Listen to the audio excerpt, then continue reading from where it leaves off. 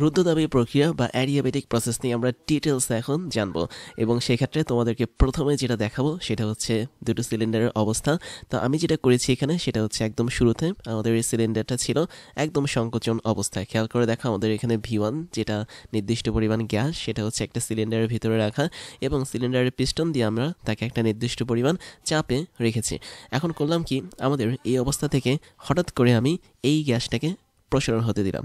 That means আমি যদি সিলিন্ডারের পিস্টনটাকে সামনে খুব দ্রুত নিয়ে আসি তখন আমাদের সেকেন্ড কন্ডিশন এরকম হবে। তাহলে এটা হচ্ছে আমাদের ফার্স্ট কন্ডিশন যেটাকে আমি A নাম দিলাম, এটা হচ্ছে আমাদের সেকেন্ড কন্ডিশন যেটাকে আমি B নাম দিলাম। তো যখন আমরা খুব দ্রুত বা খুব তাড়াতাড়ি কোনো একটা গ্যাসকে এক্সপান্ড করব বা প্রসারণ করব তখন কিন্তু গ্যাসের তাপমাত্রা হঠাৎ করে কমে যাবে। কেন কমে যাবে তারও একটা কারণ আছে। এর কারণটা হচ্ছে যখন তুমি গ্যাসটাকে হঠাৎ করে প্রসারণ করবে, দ্যাট মিনস পিস্টনটাকে যখন হঠাৎ করে সামনের দিকে টেনে নিয়ে যাবে তখন আমাদের গ্যাসের মধ্যে থাকা যে তাপ ছিল এই তাপ শক্তিটা কাজে কনভার্ট হয়ে যাবে এবং এই যে কাজে সে কনভার্ট হয়ে গেল তার মানে তাপ এবং কাজ কি একে অপরের সমানুপাতিক। তো সেক্ষেত্রে আমাদের এই কাজ দিয়ে সে কিছুটা পরিমাণ বল প্রয়োগ করবে এই পিস্টনের উপর এবং এই বলের জন্য আমাদের পিস্টনটা খুব দ্রুত সরে যাবে। তার মানে আমাদের এখানে কিছু পরিমাণ তাপ কাজে কনভার্ট হচ্ছে এবং সেক্ষেত্রে আমাদের তাপশক্তিটি কিন্তু হারিয়ে যাচ্ছে। আর তাপশক্তি যখন হারাবে তখন কিন্তু তার তাপমাত্রাটা অবশ্যই কমে যাবে। তাহলে একদম শুরুতে আমি ধরে নিলাম তাপমাত্রা ছিল আমাদের T এবং এই তাপটা ছিল কি অনেক বেশি, তাই না, ধরে নাও আর কি। বাট যখন আমি কোনো একটা পিস্টনকে খুব দ্রুত টেনে সামনে বাইরে নিয়ে যাব অথবা ভেতরে থাকা এই গ্যাসগুলো যদি কোনো একটা পিস্টনকে খুব দ্রুত ঠেলে বাইরের দিকে নিয়ে যায় নির্দিষ্ট একটা বল প্রয়োগ করার মাধ্যমে, তখন আসলে এই গ্যাসটা আমাদের এই পিস্টনের উপর কিছুটা কাজ করবে এবং এই কাজটা আসবে থেকে অবশ্যই তাপশক্তি থেকে আসবে। তো সেক্ষেত্রে আমাদের টোটাল পিস্টনটা যেটা আছে সেটা সামনে চলে যাওয়ার জন্য গ্যাসের তাপমাত্রা হারাবে এবং গ্যাসটা খুব দ্রুত ঠান্ডা হয়ে যাবে। তাহলে দেখো তো আমরা যখন খুব দ্রুত বা স্পিডি এই কাজটা করব, স্পিডলি বা স্পিডি বলতে পারি, মানে খুব দ্রুত আমরা যখন এই কাজটা করব তখন কিন্তু আমাদের হঠাৎ করে গ্যাসের তাপমাত্রা কমে গেছে। তাহলে আদি অবস্থাতে আমাদের যদি তাপমাত্রা থাকে T1 ধরে নাও এবং শেষ অবস্থায় যদি তাপমাত্রা থাকে T2, তাহলে আমি বলতে পারি অবশ্যই শেষ অবস্থায় আমাদের তাপমাত্রাটা কমে যাবে আদি অবস্থা থেকে। এটা কোন সময় ঘটবে? যখন আমরা গ্যাসকে হঠাৎ করে প্রসারণ করব। তো এই যে একটা তাপমাত্রা পার্থক্য দেখতে পাচ্ছি, সেম পার্থক্য আমরা কিন্তু উল্টো প্রসেসের জন্য দেখতে পারি। উল্টো প্রসেসটা কীরকম? এখন তুমি ধরে নাও তোমার প্রথম কন্ডিশনটা হচ্ছে এটা A এবং দ্বিতীয় কন্ডিশন হচ্ছে এটা B। তো একদম শুরুতে আমি দেখো জাস্ট টোটাল ঘটনাটাকে উল্টে দিচ্ছি। যখন তুমি এটাকে প্রথম কন্ডিশন ধরবে তখন তুমি দেখতে পাচ্ছ আমাদের এই জায়গাটাতে V2 অনেক বড়, তার মানে V2 এর ভলিউমটা কি অনেক বেশি। তাহলে গ্যাসটা হচ্ছে মোটামুটি একটা বড় পরিসরে কাজ করছে। তো আমি এই জিনিসগুলো এখন বুঝে দিচ্ছি। এখন যেটা করলাম সেটা হচ্ছে তুমি ধরে নাও A থেকে এখন তুমি B প্রসেসে যাচ্ছ, মানে উল্টো প্রসেস। তুমি তখন করবা কি, খুব দ্রুত গ্যাসটাকে সংকোচন করে ফেলবে। তার মানে তুমি পিস্টনের উপর খুব দ্রুত একটা বল প্রয়োগ করবে এবং এতটাই দ্রুত বল প্রয়োগ করবে যে আমাদের এই গ্যাসের ভেতরে থাকা যেই গ্যাসগুলো আছে, মানে পিস্টনের ভেতরে থাকা, পিস্টন না সিলিন্ডারের ভেতরে থাকা যে গ্যাসগুলো আছে এই গ্যাসগুলো এখন খুব দ্রুত গরম হয়ে যাবে। কেননা আমরা জানি কোনো একটা গ্যাসকে যখন খুব দ্রুত তুমি সংকোচন করবে তখন গ্যাসের ভেতরে থাকা অণু বা পরমাণুগুলো খুব দ্রুত ছোটাছুটি শুরু করবে এবং তারা একে অপরের সাথে যখন সংঘর্ষ বাঁধাবে তখন তাদের মধ্যে তাপ তৈরি হবে, তার মানে তাদের তাপমাত্রাটা বেড়ে যাবে। তো এই ক্ষেত্রে আমি বলতে পারি আমাদের যদি প্রথম অবস্থায় তাপমাত্রা থাকে T1, দ্বিতীয় অবস্থায় যদি তাপমাত্রা হয় T2, তাহলে প্রথম অবস্থাতে আমাদের তাপমাত্রাটা কম থাকবে, দ্বিতীয় অবস্থাতে কিন্তু আমাদের তাপমাত্রাটা বেড়ে যাবে।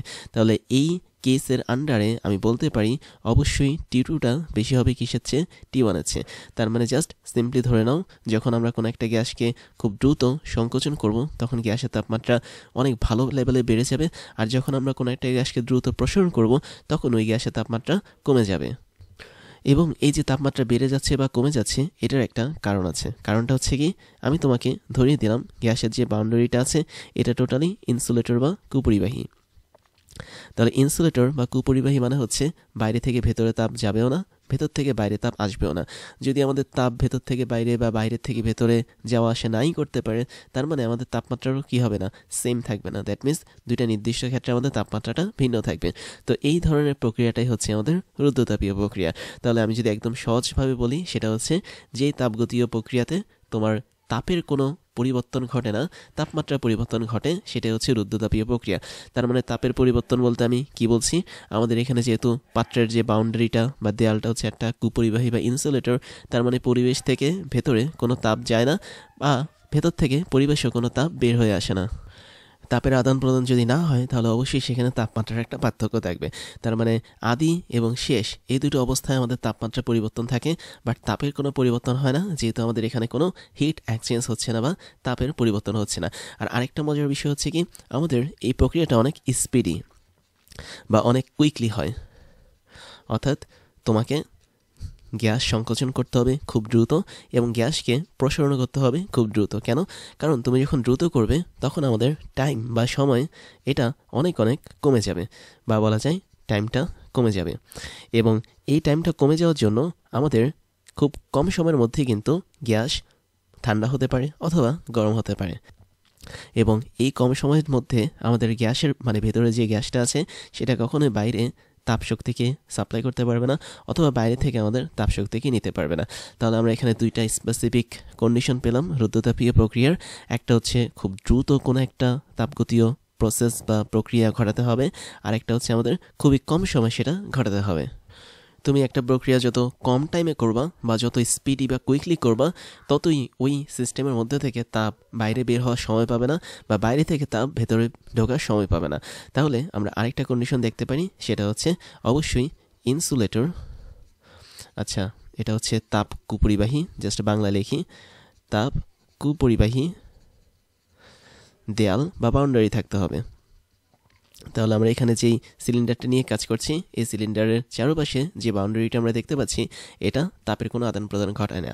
তাহলে রুদ্ধতাপীয় প্রক্রিয়ার মধ্যে আমরা দেখতে পাচ্ছি তাপমাত্রা যেটা হচ্ছে টি, এটা পরিবর্তন হয়। আয়তন যেটা, সেটাও কিন্তু পরিবর্তন হয়। তুমি দেখতে পাচ্ছ আমাদের গ্যাস সংকোচন হয়েছে, আবার প্রসারণ হয়েছে। চাপের মান, এটাও কিন্তু পরিবর্তন অবশ্যই ঘটবে, কেননা চাপের পরিবর্তন যদি না ঘটে তাহলে কিন্তু এখানে হচ্ছে না। বাট একটা জিনিসই পরিবর্তন ঘটে না, সেটা হচ্ছে তাপ কিংবা কিউ। তার মানে বাইরে থেকে ভেতরে তাপ আসছে না, ভেতর থেকে বাইরে তাপ যাচ্ছে না। তার মানে কিউ বা তাপ এটা কেবলমাত্র ফিক্স থাকে। আর কিউ যদি ফিক্স থাকে তাহলে তাপের যে পরিবর্তনটা, দ্যাট মিনস ডেল কিউ, এর মানটা কী হবে? অবশ্যই শূন্য হবে। তার মানে রুদ্ধতাপীয় প্রক্রিয়ার জন্য আমাদের শর্তটা হচ্ছে তাপের কোনো পরিবর্তন হয় না বা ডেল কিউর মানটা শূন্য হয়ে যায়। এখন দেখো, আমাদের এখানে দুই ধরনের কথা আছে, একটা হচ্ছে রুদ্ধতাপীয় সংকোচন, আরেকটা হচ্ছে রুদ্ধতাপীয় প্রসারণ। তো আমি যদি প্রথম কেসের কথা বলি, দ্যাট মিনস আমি প্রথমটাকে এ ধরলাম, তারপর তাকে বি ধরলাম। তার মানে আমি এখানে দুটো কেস দেখাচ্ছি তোমাকে। কেস ওয়ান নম্বর কেসে আমরা যেটা করেছি সেটা হচ্ছে এ থেকে বিতে আমরা গিয়েছি। আমি একটু নাম দিলাম, ধরো দ্বিতীয় কেসটা আমি এ প্রাইম থেকে বি প্রাইম দিলাম, আর প্রথম কেসটা আমি এ থেকে বি দিলাম। তাহলে দেখো, একদম এ থেকে বিতে আমরা যখন যাচ্ছি, দ্যাট মিনস এই জায়গাটাতে আমরা যেটা করছি সেটা হচ্ছে গ্যাসটাকে প্রসারণ হতে দিচ্ছি, এবং এই যে গ্যাসের প্রসারণটা হয়েছে এটা খুব কুইকলি হয়েছে।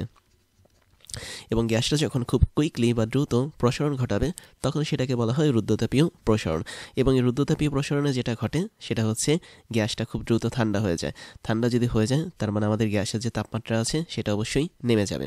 তাহলে গ্যাসের তাপমাত্রাটা যখন নেমে যাবে তখন কিন্তু তার অভ্যন্তরীণ শক্তি যেটা আছে এটাও কিন্তু কমে যাবে, কেননা আমরা জানি যে তাপমাত্রা এবং অভ্যন্তরীণ শক্তি একে অপরের সমানুপাতিক। মেয়ারের প্রকল্প থেকে বা মেয়ার্স থিওরেম থেকে আমরা জানি। তো সেই ক্ষেত্রে আমি বলতে পারি রুদ্ধতাপীয় প্রসারণের সময় আমাদের অভ্যন্তরীণ শক্তি এবং তাপমাত্রা দুটোই কিন্তু কমে যায়, কিন্তু আমাদের যে কিউ এর পরিমাণ বা তাপশক্তি যেটা আছে এটা কখনোই কমে না বা বাড়ে না, এটা আসলে ফিক্স থাকে।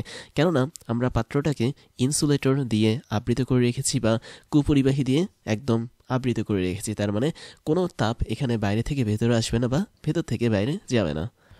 আবার আমি যদি কেস 2 এর কথা বলি, তাহলে কেস 2টা হচ্ছে অনেকটা এরকম। এখানে আমরা যেটা করেছি সেটা হচ্ছে এ প্রাইম থেকে এখন বি প্রাইমে গিয়েছি, জাস্ট উল্টো প্রসেস। তার মানে আমাদের প্রথমে গ্যাসটা অনেক প্রসারিত অবস্থায় ছিল, তারপর আমি পিস্টন দিয়ে খুব কুইকলি বা খুব তাড়াতাড়ি গ্যাসটাকে সংকোচন করেছি। তখন যেটা হবে সেটা হচ্ছে তুমি যখন কোনো একটা গ্যাসকে সংকোচন করবে খুব দ্রুত, তখন তার মধ্যে থাকা অণুপরমাণুগুলো একে অপরের অনেক কাছাকাছি আসবে, সংঘর্ষ বাঁধবে, কলিশন বা সংঘর্ষ বাঁধবে, ঘর্ষণ বা ফ্রিকশন হবে তাদের।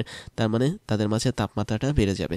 তার মানে তাপের পরিমাণ কিন্তু আগের মতো সেমই আছে, বাট তাপমাত্রাটা কি বেড়ে যাচ্ছে, যেহেতু তারা এখন খুব কাছাকাছি অবস্থানে আছে। আর তাপমাত্রা যদি বাড়ে আমি বলতে পারি অণু পরমাণুগুলোর অভ্যন্তরীণ যে শক্তি ছিল সেটাও বেড়ে যাবে। তার মানে কিউ যে মানটা ছিল সেটাও কি ফিক্স থাকবে। তাহলে একটা বিষয় বুঝতে হবে, আমাদের একদম দুইটা ঘটনার থেকে যে কোনো দিকে আমরা শুরু করি না কেন, প্রত্যেকটা ঘটনার জন্য আমাদের তাপের মানটা ফিক্স। তুমি যদি ধরো আমাদের বি ঘটনা অথবা এ প্রাইম ঘটনা যেটাই বলি না কেন, ওর জন্য তাপশক্তি হচ্ছে 200 জুল বরাদ্দ, তাহলে আমরা বলতে পারি উপরে এ ঘটনা অথবা বি প্রাইম ঘটনা, এটার জন্য আমাদের 200 জুল তাপশক্তি বরাদ্দ থাকবে। এখন এখানে কৃত কাজের মানটা কীরকম আসে আসলে এটা একটু বলি। তুমি যদি কেস এ এর দিকে তাকাও, কেস এতে আমরা যেটা করেছি সেটা হচ্ছে আমরা খুব দ্রুত এই গ্যাসটাকে প্রসারণ হতে দিয়েছি, এবং এক্ষেত্রে গ্যাসটা যখন প্রসারণ হচ্ছে তার মানে আমাদের এই পিস্টনটা কি করছে, পিস্টনটার উপর একটা নির্দিষ্ট চাপ বা বল প্রয়োগ করছে আমাদের এই গ্যাসটা। তো ভেতরে থাকা গ্যাস যখন ভেতরে থাকা পিস্টনের উপর একটা নির্দিষ্ট বল প্রয়োগ করে, তখন এই পিস্টনটা কিন্তু সামনের দিকে আগাবে বা পিস্টনের উচ্চতা বাড়বে বা ভলিউম বা আয়তন বেড়ে যাবে। তাই যদি হয় তাহলে প্রথম কেস অনুসারে বা এ থেকে বি অনুসারে আমরা যে কাজটা করেছি এটা হচ্ছে আমাদের ধনাত্মক কাজ। কেন ধনাত্মক কাজ বা পজিটিভ ওয়ার্ক? কারণ ধনাত্মক কাজ বলতে আমরা সেই কাজকে বুঝবো সেটা হচ্ছে সিস্টেম যখন পরিবেশের উপর কাজ করে বা সিস্টেমে থাকা কোনো একটা গ্যাস যখন পিস্টনের মধ্যে ধাক্কা মেরে সেটাকে উপরে উঠিয়ে দেয়, পরিবেশের চাপকে উপেক্ষা করে, সেটাই হচ্ছে কি ধনাত্মক কাজ। তাহলে কেস এইটা মনে রাখবে, এটা হচ্ছে পজিটিভ ডব্লিউ বা পজিটিভ ওয়ার্ক বা ধনাত্মক কাজ। আবার কেস টুতে আমরা দেখলাম কি যে এ প্রাইম থেকে আমরা বি প্রাইমে নিয়ে এসেছি। এ প্রাইমে গ্যাসের প্রসারণ অনেক বেশি ছিল, ভি টু এর মান অনেক বেশি ছিল, বাট আমরা যখন ভি ওয়ানে চলে গেলাম তখন তার মানটা কিন্তু কমে গেছে। তার মানে আমরা খুব দ্রুত সংকোচন করেছি গ্যাসটাকে। আর গ্যাসটাকে আমরা যখন বাইরে থেকে সংকোচন করব তার মানে আমরা বাইরে থেকে গ্যাসের উপর কাজ করেছি বা পরিবেশ থেকে পিস্টনের মাধ্যমে গ্যাসটাকে সংকোচন করেছি। ওই সমস্ত ক্ষেত্রে আমরা যে কৃতকাজটা পাবো সেটা হবে অবশ্যই নেগেটিভ বা ঋণাত্মক কৃতকাজ। তার মানে আমরা রুদ্ধতাপীয় প্রসারণে যেটা দেখি সেটা হচ্ছে গ্যাসটা পরিবেশের উপর কাজ করে, পরিবেশের মধ্যে থাকা পিস্টন তাকে সামনে উঠিয়ে নিয়ে যায়। আর রুদ্ধতাপীয় সংকোচনের যেটা দেখি সেটা হচ্ছে পরিবেশটা গ্যাসের উপর কাজ করে বা আমরা পিস্টনটার মাধ্যমে একটা নির্দিষ্ট কাজ করি গ্যাসের মধ্যে যাতে গ্যাসটা সংকুচিত হয়ে যায়। তো রুদ্ধতাপীয় প্রক্রিয়া যেহেতু খুব দ্রুত বা স্পিডি একটা প্রক্রিয়া, তাই হঠাৎ করে যে সমস্ত ঘটনাগুলো ঘটে তার সবাই হচ্ছে রুদ্ধতাপীয়। যেমন হঠাৎ করে তোমার সাইকেলের টায়ার ফেটে যেতে পারে বা গাড়ির টায়ার ফেটে যেতে পারে, এটা হচ্ছে একটা রুদ্ধতাপীয় প্রক্রিয়া। তারপরে কেউ কেউ গ্রেনেড ফাটাতে পারে, বোমা ফাটাতে পারে। তো তুমি দেখতে পাও যে রাস্তাঘাটে বাজি ফোটে, তো এটা কিন্তু খুব কম সময়ের জন্য ফোটে এবং অনেক বেশি পরিমাণ শব্দ এবং আলো তৈরি করে। তাহলে যে সমস্ত ঘটনাগুলো মহাবিশ্বে খুবই কম সময়ের জন্য ঘটে, হঠাৎ করে ঘটে যায়, তারা সবই হচ্ছে কি রুদ্ধতাপীয় প্রক্রিয়া। এখন সমষ্ণ প্রক্রিয়ার মতো রুদ্ধতাপীয় প্রক্রিয়ার ক্ষেত্রে আমরা সেম কথা বলবো, সেটা হচ্ছে এটা 100% পিওর না। তার মানে মহাবিশ্বে এমন কোনো ঘটনা নেই যেটা 100% রুদ্ধতাপীয় প্রক্রিয়া, কেননা প্রত্যেকটা ঘটনায় কিছু না কিছু তাপের আদান প্রদান হয় এবং সেক্ষেত্রে আমাদের ডেল কিউ যেটা সেটা আসলে জিরো হতে পারে না। তার মানে একদম বাস্তব সত্য কথা হচ্ছে মহাবিশ্বের কোনো জায়গায় কোথাও 100% রুদ্ধতাপীয় প্রক্রিয়া ঘটে না। এটা সায়েন্টিস্টের মত বা আমাদের জানার পরিধি অনুসারে এবং আইডিয়ালি বা বলা যায় আমাদের থিওরি অনুসারে রুদ্ধতাপীয় প্রক্রিয়া তাপের কোনো প্রভাব ঘটে না বা তাপের পরিবর্তনটা থাকে না। বাট মহাবিশ্বের নিয়ম অনুসারে কখনো 100% আমরা ট্রু রুদ্ধতাপীয় প্রক্রিয়া পাবো না। অর্থাৎ প্রত্যেকটা প্রক্রিয়ায় কিছু না কিছু পরিমাণ তাপের আদান প্রদান হবে বা এক্সচেঞ্জ হবে। দ্যাট মিনস আমাদের যে পাত্রটা আছে এটা কিছু না কিছু পরিমাণ হলেও কুপরিবাহী হিসেবে মানে সুপরিবাহী হিসেবে কাজ করবে। তারপরে যেটা দেখব সেটা হচ্ছে রুদ্ধতাপীয় প্রক্রিয়ায় চাপ, আয়তন এবং তাপমাত্রার মধ্যে কী সম্পর্ক কাজ করে।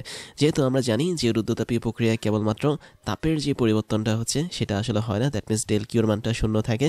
এর মানে হচ্ছে আমাদের শেষ তাপমাত্রা মানে শেষ তাপ যদি হয় কোনো একটা তাপগতীয় ব্যবস্থায় Q2 এবং আদি তাপ যদি হয় আমাদের Q1, তাহলে Q2 এবং Q1টা সবসময় সেম থাকবে।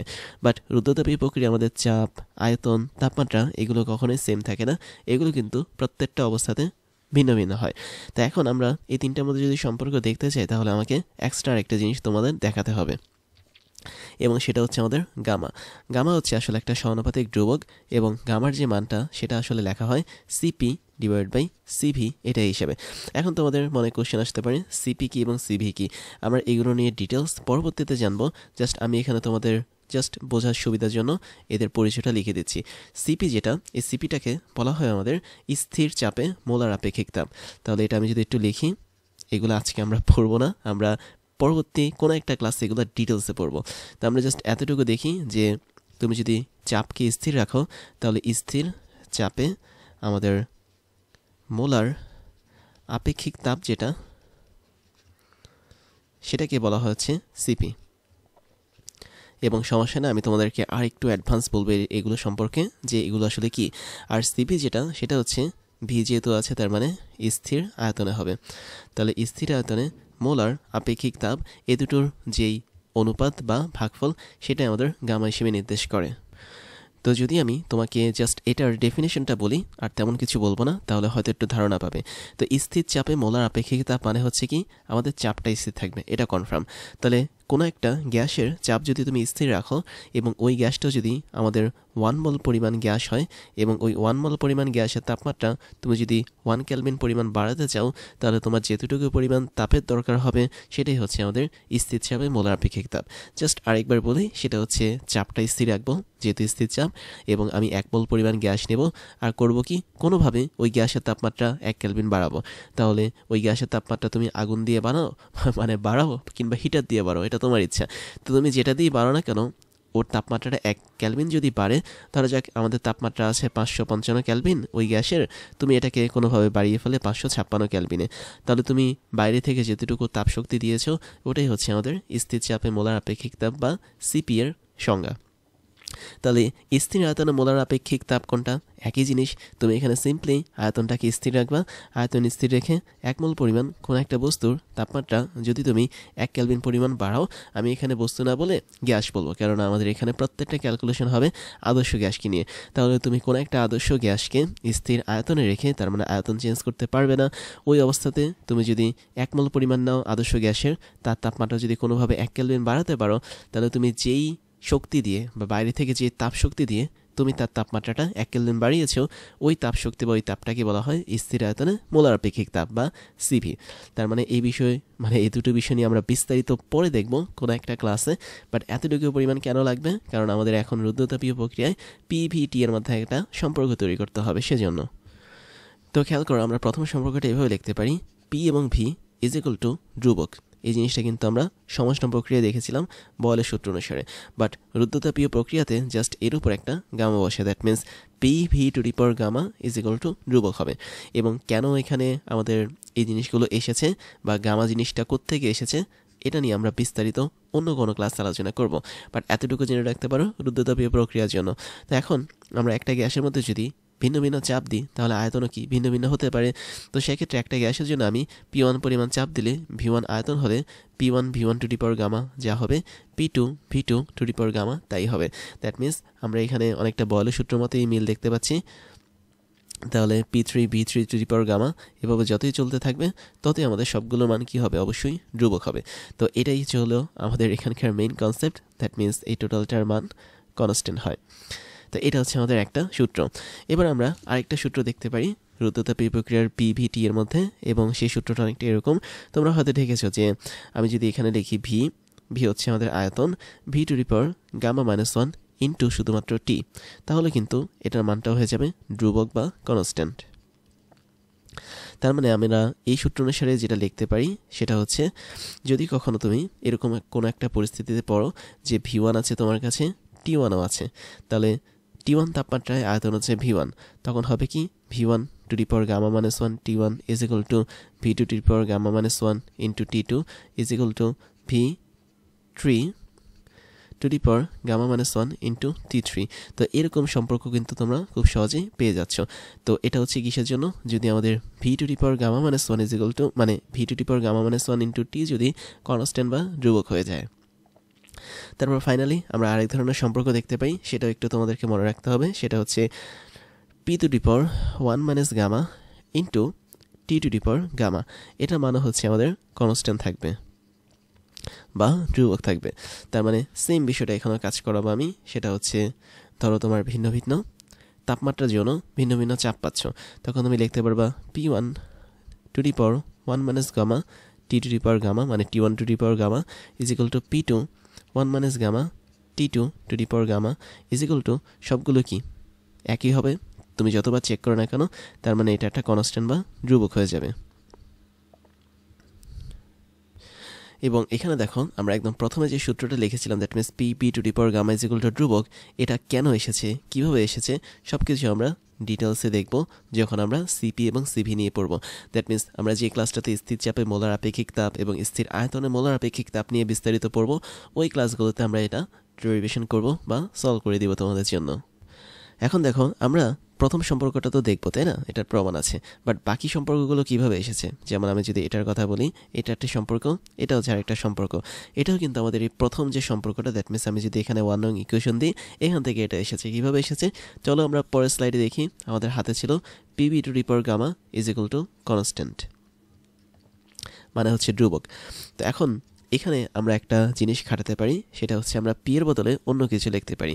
কি লিখবো আমরা পি এর বদলে? আমরা জানি PV is equal two nRT, এটা আদর্শ গ্যাসের সূত্র। তো সেই ক্ষেত্রে আমরা পিটাকে যদি আলাদা করি, আমরা এখানে পাবো এনআরটি ডিভাইড বাই ভি, এই অংশটুকু পাবো। তাহলে আমরা পি এর মানটা এখানে বসিয়ে দিই, NRT divide by V into V to the power gamma is equal to constant.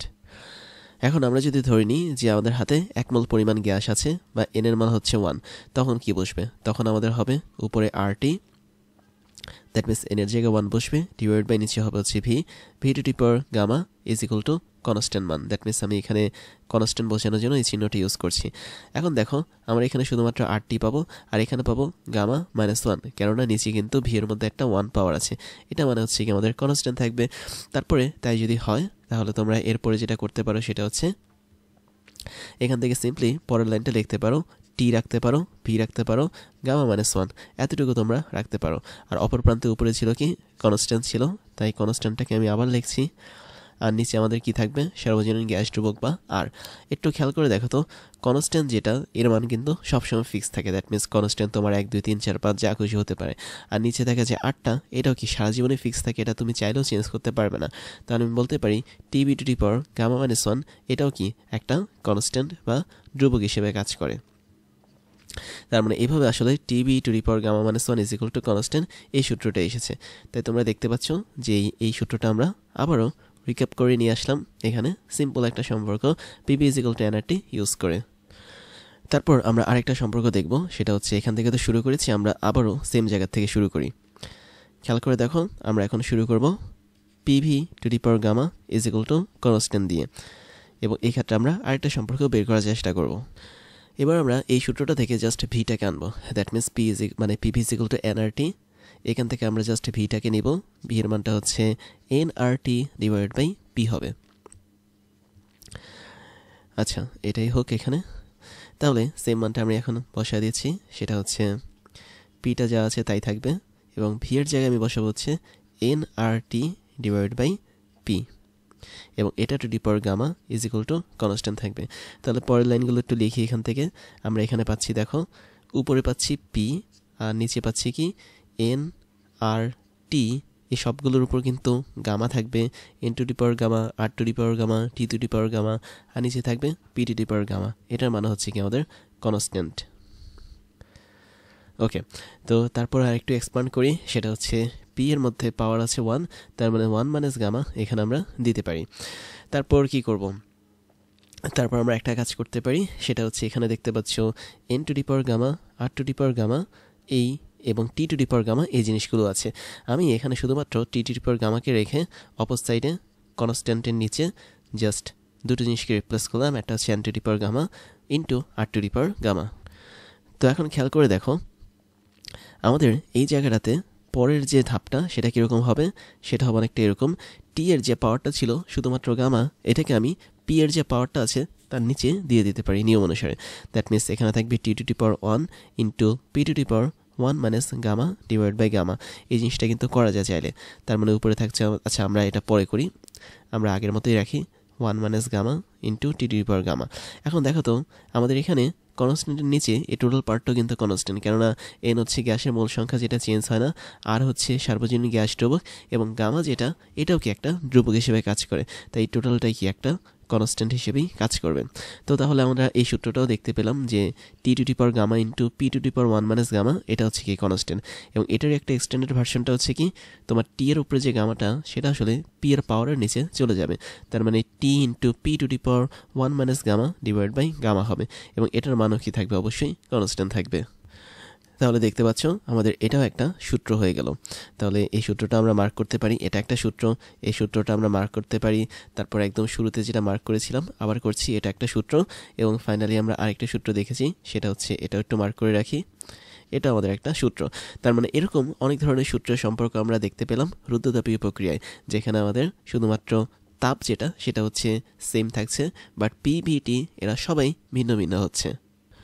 এবার সবচেয়ে ইন্টারেস্টিং বা ইম্পর্ট্যান্ট যে পার্টটা সেটা হচ্ছে রুদ্ধতাপীয় প্রক্রিয়া আমাদের কৃতকাজের পরিমাণ কত হবে সেটা আমরা বের করে দেখব।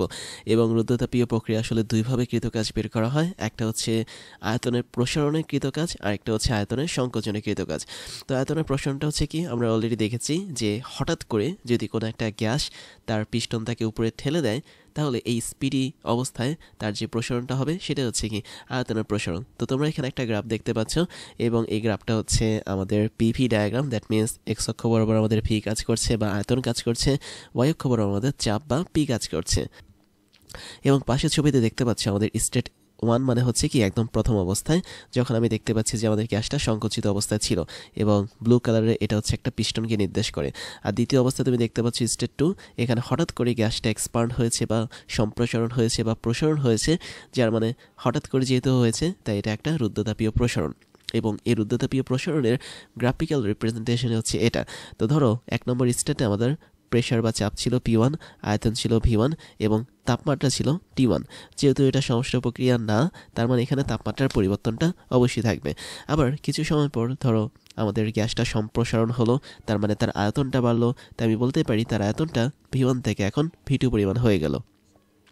তাহলে এক্স অক্ষ বরাবর যেহেতু আয়তনটা বেড়েছে এবং আয়তনটা বেড়ে 2 নম্বর স্টেটে চলে গেছে, যেখানে চাপের পরিবর্তন হয়েছে P2 পরিমাণে চাপ, এখন আমাদের আয়তনটা V2 এবং তাপমাত্রারও পরিবর্তন হয়েছে T2। তাই মনে রাখবে রুদ্ধতাপীয় প্রক্রিয়া আসলে একই সাথে আয়তনের পরিবর্তন হয়, চাপের পরিবর্তন হয় এবং তাপমাত্রারও পরিবর্তন হয়, কেবলমাত্র তাপের পরিবর্তন হয় না।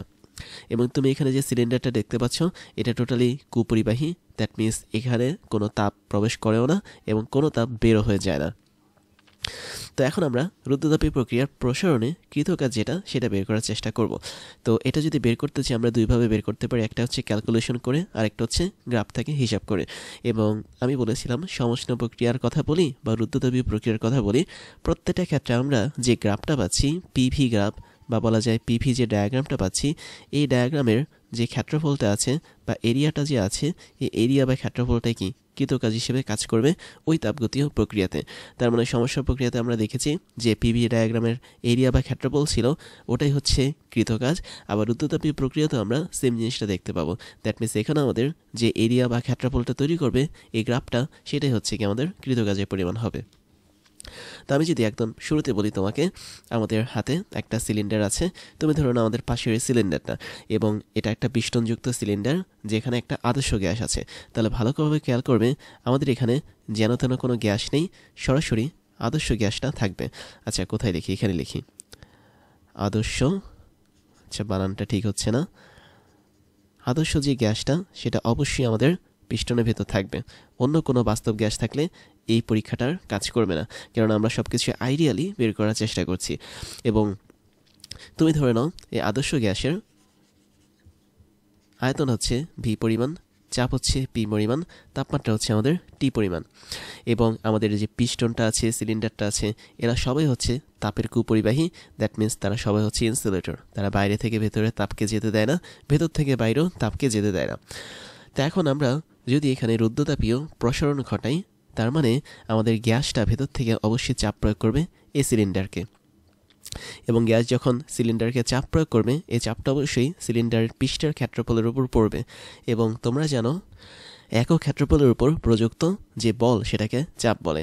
তার মানে আমি যদি ধরে নিই সিলিন্ডারের ভেতরে থাকা এই ইয়েলো কালারের গ্যাসটা নির্দিষ্ট পরিমাণ বল এ প্রয়োগ করে হঠাৎ করে আমাদের এই সিলিন্ডারের পিস্টনটাকে উপরে উঠিয়ে ফেলেছে বা আয়তনটা হঠাৎ করে বাড়িয়ে দিয়েছে, তার মানে সেক্ষেত্রে আমি বলতে পারি যদি আমাদের পিস্টনের প্রস্থচ্ছেদের ক্ষেত্রফলটা এ হয়, আমাদের মানে বলটা যদি গ্যাস কর্তৃক যে বল সেটা যদি এফ হয়, তাহলে আমাদের চাপের মান বা পি এর যে মানটা পাবো সেটা হচ্ছে বল ভাগ হচ্ছে ক্ষেত্রফল।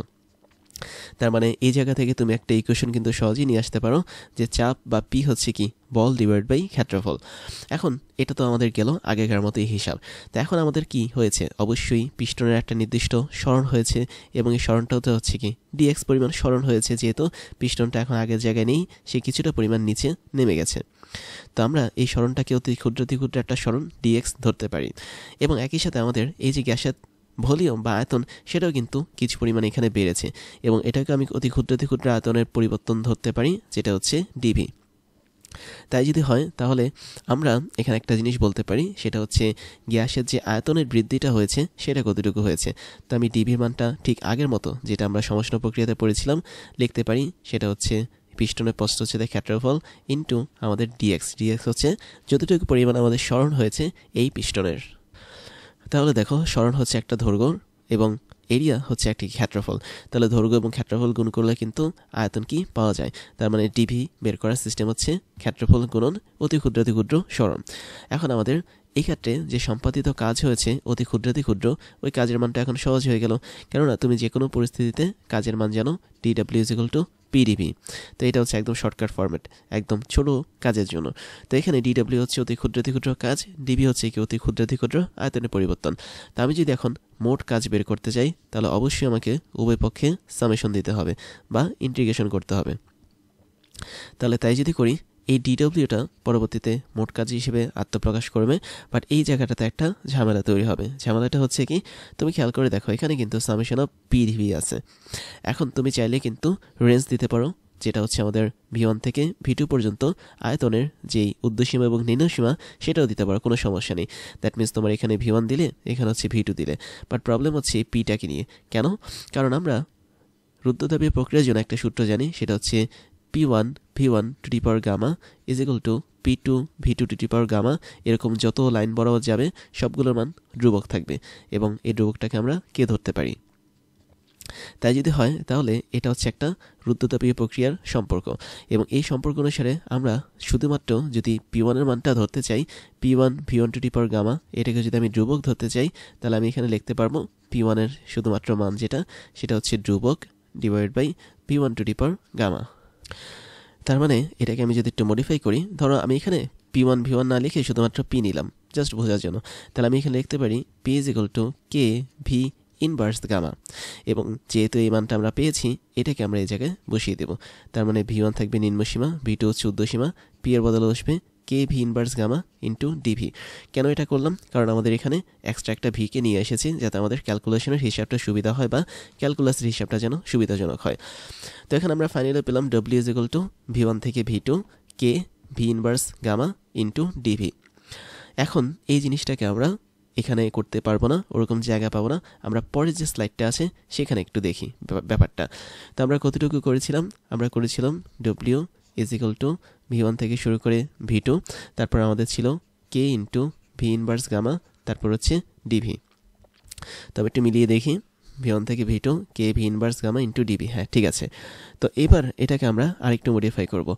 কীরকম মডিফাই? আমরা সরাসরি সূত্র নিয়ে যাব, কে হচ্ছে কনস্ট্যান্ট বাইরে থাকবে, তার মানে এখানে ভি ইনভার্স গামা ডিভি, এটাকে ইন্টিগ্রেশন যদি করি, তোমাদের মনে আছে যে আমরা এরকম ইন্টিগ্রেশন করতে পারতাম।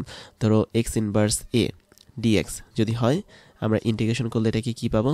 আমরা পাবো এক্স মাইনাস এ প্লাস হচ্ছে 1, নিচে থাকবে কি মাইনাস এ প্লাস 1 প্লাস সি। এরকমভাবে আমরা এই সূত্রটা দেখে এসেছিলাম। সেই সূত্রটা আমরা এখন ইমপ্লিমেন্ট করব ক্যালকুলাসের। তাহলে আমরা যদি এই সূত্রটা ইমপ্লিমেন্ট করি তাহলে ব্যাপারটা কীরকম দাঁড়াবে? ব্যাপারটা এরকম হবে যে সামেশন অফ, আচ্ছা সামেশন তো আর থাকবে না, এখানে আমাদের চলে আসবে ভি ইনভার্স ডিভি এই জিনিসটা। তো সেক্ষেত্রে আমরা পাবো ভি মাইনাস গামা প্লাস 1, নিচে পাবো আমরা একটুটুকু, কতটুকু পাবো? ভি না, ভি তো পাবো না, মাইনাস গামা প্লাস 1, এই অংশটুকু আমরা এই জায়গাটা থেকে পেয়ে যাব। এবং এই টোটালটাকে আমি থার্ড ব্র্যাকেট দিলাম এবং লোয়ার লিমিট বা নিম্নসীমা V1, আপার লিমিট বা ঊর্ধ্বসীমা V2 রাখলাম। তারপরে নিচে দেখো মাইনাস গামা প্লাস 1, এই টোটালটা কি কনস্ট্যান্ট বা ধ্রুবক, তাই আমরা ইচ্ছা করলে এটাকে কে নিচে নিয়ে আসতে পারি। তাহলে K divide by 1 minus gamma into ভেতরে আমরা রাখতে পারি V2 to power minus gamma plus 1 এবং নিম্নসীমা V1, ঊর্ধ্বসীমা হচ্ছে আমাদের V2। তারপরে যেটা করব সেটা হচ্ছে আমাদের ক্যালকুলাসের নিয়ম অনুসারে আগের মতো এটা কে ডিভাইড বাই 1 মাইনাস গামা থাকবে এবং এই যে এখানে ভি দেখতে পাচ্ছি, ভিটা একবার ভি2 হবে, একবার ভি1 হবে। দ্যাট মিনস আমাদের প্রথমে হবে ভি2, তারপর হচ্ছে মাইনাস গামা প্লাস ওয়ানকে আমরা ইচ্ছে করলে 1 মাইনাস গামা হিসেবে লিখতে পারি। তারপর সূত্রের মাইনাস ক্যালকুলাস অনুসারে তারপর নিম্নসীমা দ্যাট মিনস ভি1, এর উপর আমরা 1 মাইনাস গামা দিতে পারি। এবং এই বিষয়টা টোটালি এসেছে ইন্টিগ্রেশনের ফর্মুলা থেকে।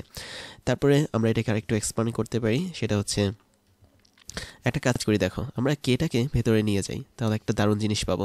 ধর আমাদের উপরে হচ্ছে 1 আছে, নিচে হচ্ছে 1 মাইনাস গামা আছে। তো কেটাকে আমি যদি ভেতরে গুণ হিসেবে নিয়ে যাই, তাহলে আমরা এখানে এটা পাবো কে ইন্টু আমরা ভি2, এটা একটা পাবো। আচ্ছা, আমরা একটা কাজ করি, সেটা হচ্ছে K into V two to the power 1 into V two to the power minus gamma. এভাবে আমরা লিখতে পারি সূচকের নিয়ম অনুসারে। অর্থাৎ তুমি এখানে ভি2 1 মাইনাস গামা, এটা যেহেতু পাওয়ার হিসেবে আছে, তুমি একে V two to the power 1 into V two to the power minus gamma হিসেবে লিখতে পারবে। টোটালি সূচকের নিয়ম। তাই যদি হয় আমরা এটা সেম কাজ করতে পারি, যেহেতু কে ভিতরে ঢুকে গেছে, তাই আমাদের এই পার্টের সাথেও কে গুণ হবে। এখানে V one to the power 1 into V one to the power minus gamma লিখতে পারি। এখন দেখো তো, আমরা রুদ্ধতাপীয় প্রক্রিয়া কিন্তু একটা জিনিস শিখেছিলাম, সেটা হচ্ছে P one V one to the power gamma is equal to P two V two to the power gamma. এটা কিন্তু হয়, এবং এই টোটালটা মান কি কনস্ট্যান্ট বা কে। আর আমাদের এখানে সূত্রের মধ্যে এই যে কেটা বসে আছে, এটাও কি একটা কনস্ট্যান্ট বা ধ্রুবক। তাহলে আমি এই সূত্র থেকে কিন্তু একটা দারুণ জিনিস পাই। সেটা কীরকম জিনিস? সেটা হচ্ছে তুমি যদি প্রথমটা আর কেটা মিলাও, তাহলে এখান থেকে পাবে P one is equal to K into V one inverse gamma. এবং তুমি যদি 2 নম্বরটা আর কে যদি মিলাও, তাহলে তুমি এখান থেকে পাবে P two into P two is equal to K into V two inverse gamma. যদি একটু ট্রাই করে দেখো, ভি1টা যদি কে এর সাথে চলে যায়, তাহলে ভি1-এর পাওয়ারটা হচ্ছে ইনভার্স হয়ে আমাদের এখানে ভি1 ইনভার্স গামা হবে। আবার ভি2 যদি ওই পাশে কে এর কাছে চলে যায়, তাহলে অবশ্যই ভি2 ইনভার্স গামা হবে। এবং দেখো তো, সেম জিনিসগুলো আমরা কিন্তু এখানে পাচ্ছি। দ্যাট মিনস তুমি এটা এবং এটা সেম এই জায়গাটাতে পাচ্ছ। কে এর সাথে আমরা ভি2 ইনভার্স গামা যদি গুণ করি, খেয়াল করো, কে এর সাথে আমরা যদি ভি2 ইনভার্স গামা গুণ করি, সেটা হবে পি2। তাহলে আমাদের এই দুইটা জিনিস মিলে কি তৈরি করবে? অবশ্যই পি2 তৈরি করবে। আবার তুমি যদি কে এর সাথে ভি1 ইনভার্স গামা দাও, কে এর সাথে ভি1 ইনভার্স গামা যদি গুণ করো, এই দুটো মিলে আবার পি1 তৈরি করবে। তাই যদি হয়, তাহলে আমরা পরের লাইনটা অনেকটা এরকমভাবে লিখতে পারি যে আমাদের কৃতকাজ W is equal to 1 divide by 1 minus gamma এখানে আছে, এবং ভেতরের যে অংশটা সেটা হচ্ছে পি2 হয়ে যাবে, এবং এক্সট্রা থাকবে কি ভি2 টু দি পাওয়ার 1। তো ভি2 টু দি পাওয়ার 1 যেটা, সেটাকে আমরা শুধুমাত্র ভি2 লিখতে পারি। আর এখানেও আমরা পি1 অংশটুকু পাবো, এবং ভি1 টু দি পাওয়ার 1, তার মানে শুধুমাত্র ভি1 লিখতে পারি। তাহলে এটা হচ্ছে একটা ফর্মুলা, এবং আমি এটাকে একটা স্টার দিয়ে রাখবো। তো এটা হচ্ছে রুদ্ধতাপীয় প্রক্রিয়ার সংকোচনের জন্য কৃতকাজের ফর্মুলা। তারপর এটাকে আমরা আরেকটু এক্সটেন্ড করি, সেটা হচ্ছে কি, যদি আমাদের প্রাথমিক এবং শেষ তাপ টি1 এবং টি2 হয়, তাহলে কিন্তু আমরা একটা জিনিস লিখতে পারবো। সেটা হচ্ছে কি, আমরা ইচ্ছা করলে যেটা করতে পারবো সেটা হচ্ছে অনেকটা এরকম, যে তুমি চাইলে পি1 ভি1 এটাকে আর ইন্টু টি1 লিখতে পারো, যদি তুমি 1 মোল গ্যাস নিয়ে কাজ করো। আবার তুমি চাইলে পি2 ভি2 এটাকে সূত্র অনুসারে লিখতে পারো আর ইন্টু টি2। তার মানে টি1 হচ্ছে আমাদের আদি তাপমাত্রা, টি2 হচ্ছে কি আমাদের শেষ তাপমাত্রা। তো সেক্ষেত্রে তুমি নতুন একটা সূত্র বের করতে পারো, সেটা হচ্ছে W is equal to 1 divide by 1 minus gamma. Simply P two V two এর জায়গায় আর ইন্টু টি2 বসাতে পারো, এবং পি1 ভি1 এর জায়গায় আর ইন্টু টি1 বসাতে পারো। তো আলটিমেটলি আমি যদি এটাকে আরেকটু সুন্দরভাবে লিখি, তাহলে W is equal to R common চাই, তাহলে R divide by 1 minus gamma, ভেতরে থাকবে টি2 মাইনাস হচ্ছে টি1। আবার এটা আমাদের যেহেতু নতুন একটা ফর্মুলা হলো, তুমি চাইলে এখানে একটা স্টার দিয়ে এটাকে মনে রাখতে পারো। এবার আমরা এটাকে আরেকটু এক্সটেন্ড করব অন্যভাবে। তুমি অলরেডি জানো যে গামা হচ্ছে কি সিপি ডিভাইড বাই সিভি, যেটা আমরা অলরেডি দেখেছি। সুতরাং তুমি এখানে ডব্লিউ ইজ ইকুয়াল টু লিখতে পারো। আচ্ছা, আরেকটা জিনিস বলি, আর হচ্ছে সার্বজনীন গ্যাস ধ্রুবক, এটার একটা সূত্র আছে। আর এই সূত্র অনেকটা এরকম, যেটা আমরা পরবর্তী একটা ক্লাসে পড়বো, সিপি মানে সিভি। তার মানে এই দুটো সূত্র তোমার এক্সট্রা একটু মনে রাখতে হবে কষ্ট করে। জাস্ট এই দুটো সূত্র আমি এখন বসিয়ে দিই। তাহলে আর এর মান যদি হয় সিপি মানে সিভি, যেখানে আমরা সিপি এবং সিভি কি এটা অলরেডি হালকা পাতলা একটু জেনেছি, আর এখানে যদি 1 মাইনাস গামা বসাই, গামা মানে হচ্ছে সিপি ডিভাইড বাই সিভি, তাহলে এই টোটালটা আমাদের টি2 মাইনাস টি1 এর সাথে গুণ হয়ে যাবে। এবং এখানে তুমি যদি লসাগু করো, তাহলে তুমি উপরে পাবে CV minus CP. That means আমরা যদি খুব ছোট্ট করে পরের লাইনটা লিখি, আমরা এরকম একটা লাইন পাবো, সিপি মাইনাস সিভি, নিচে পাবো সিপি মাইনাস সিভি। না না এরকম না, আমরা নিচে পাবো হচ্ছে সিভি মানে সিপি, এই টোটালটাকে আমরা ভাগ করতে পারবো সিভি দ্বারা, এবং এক্ষেত্রে তুমি এখানে একটা মান পাবে T2 মাইনাস T1। এবং ফাইনালি তুমি যদি টোটালটাকে হিসাব করো, আমি একবারে এক লাইনে এটা লিখে দিচ্ছি। দেখো একটা কাজ করি, দেখো এই লাইনের মধ্যে আমরা দেখতে পাচ্ছি সিপি মানে সিবি উপরে আছে, আর নিচে আছে কি আমাদের লসাগু করা অবস্থায় সিভি মানে সিপি ভাগ সিভি। তো আমি যদি এখান থেকে মাইনাস কমন নিই, তাহলে এই জায়গাটাতে কিন্তু সিপি চলে আসবে, এই জায়গাটাতে আমাদের সিভি চলে আসবে, তখন কিন্তু এই টোটালটার সাথে উপরের এটা কাটা যাবে। তো আমি কাটলাম না, তোমাদের বোঝার সুবিধার জন্য এতটুকু রেখে দিলাম। তো আলটিমেটলি তুমি যেটা পাবে সেটা হচ্ছে, আমি যদি এই জিনিসটা এই জায়গাটাতে একটু লিখি, জাস্ট এই পয়েন্টে দেখো ডব্লিউ ইকুয়ালটা আমরা তখন পাবো -1/1 ভাগ সিভি, এটা পাবো, এবং এখানে পাবো আমি T2 মাইনাস T1। এবং আলটিমেটলি এটাকে তুমি টেনে হেঁচড়ে যেটা লিখতে পারো সেটা হচ্ছে মাইনাসটাকে T2 মাইনাস T1 এর সাথে গুণ করে দাও, তুমি পাচ্ছ CV into T1 minus T2। তো একটু ঠান্ডা মাথায় হিসাবটা করে দেখো, তুমি এরকম একটা অ্যান্সার পাবে, যেটা হচ্ছে আমাদের রুদ্ধতাপীয় প্রক্রিয়ার সংকোচনে কৃত কাজ।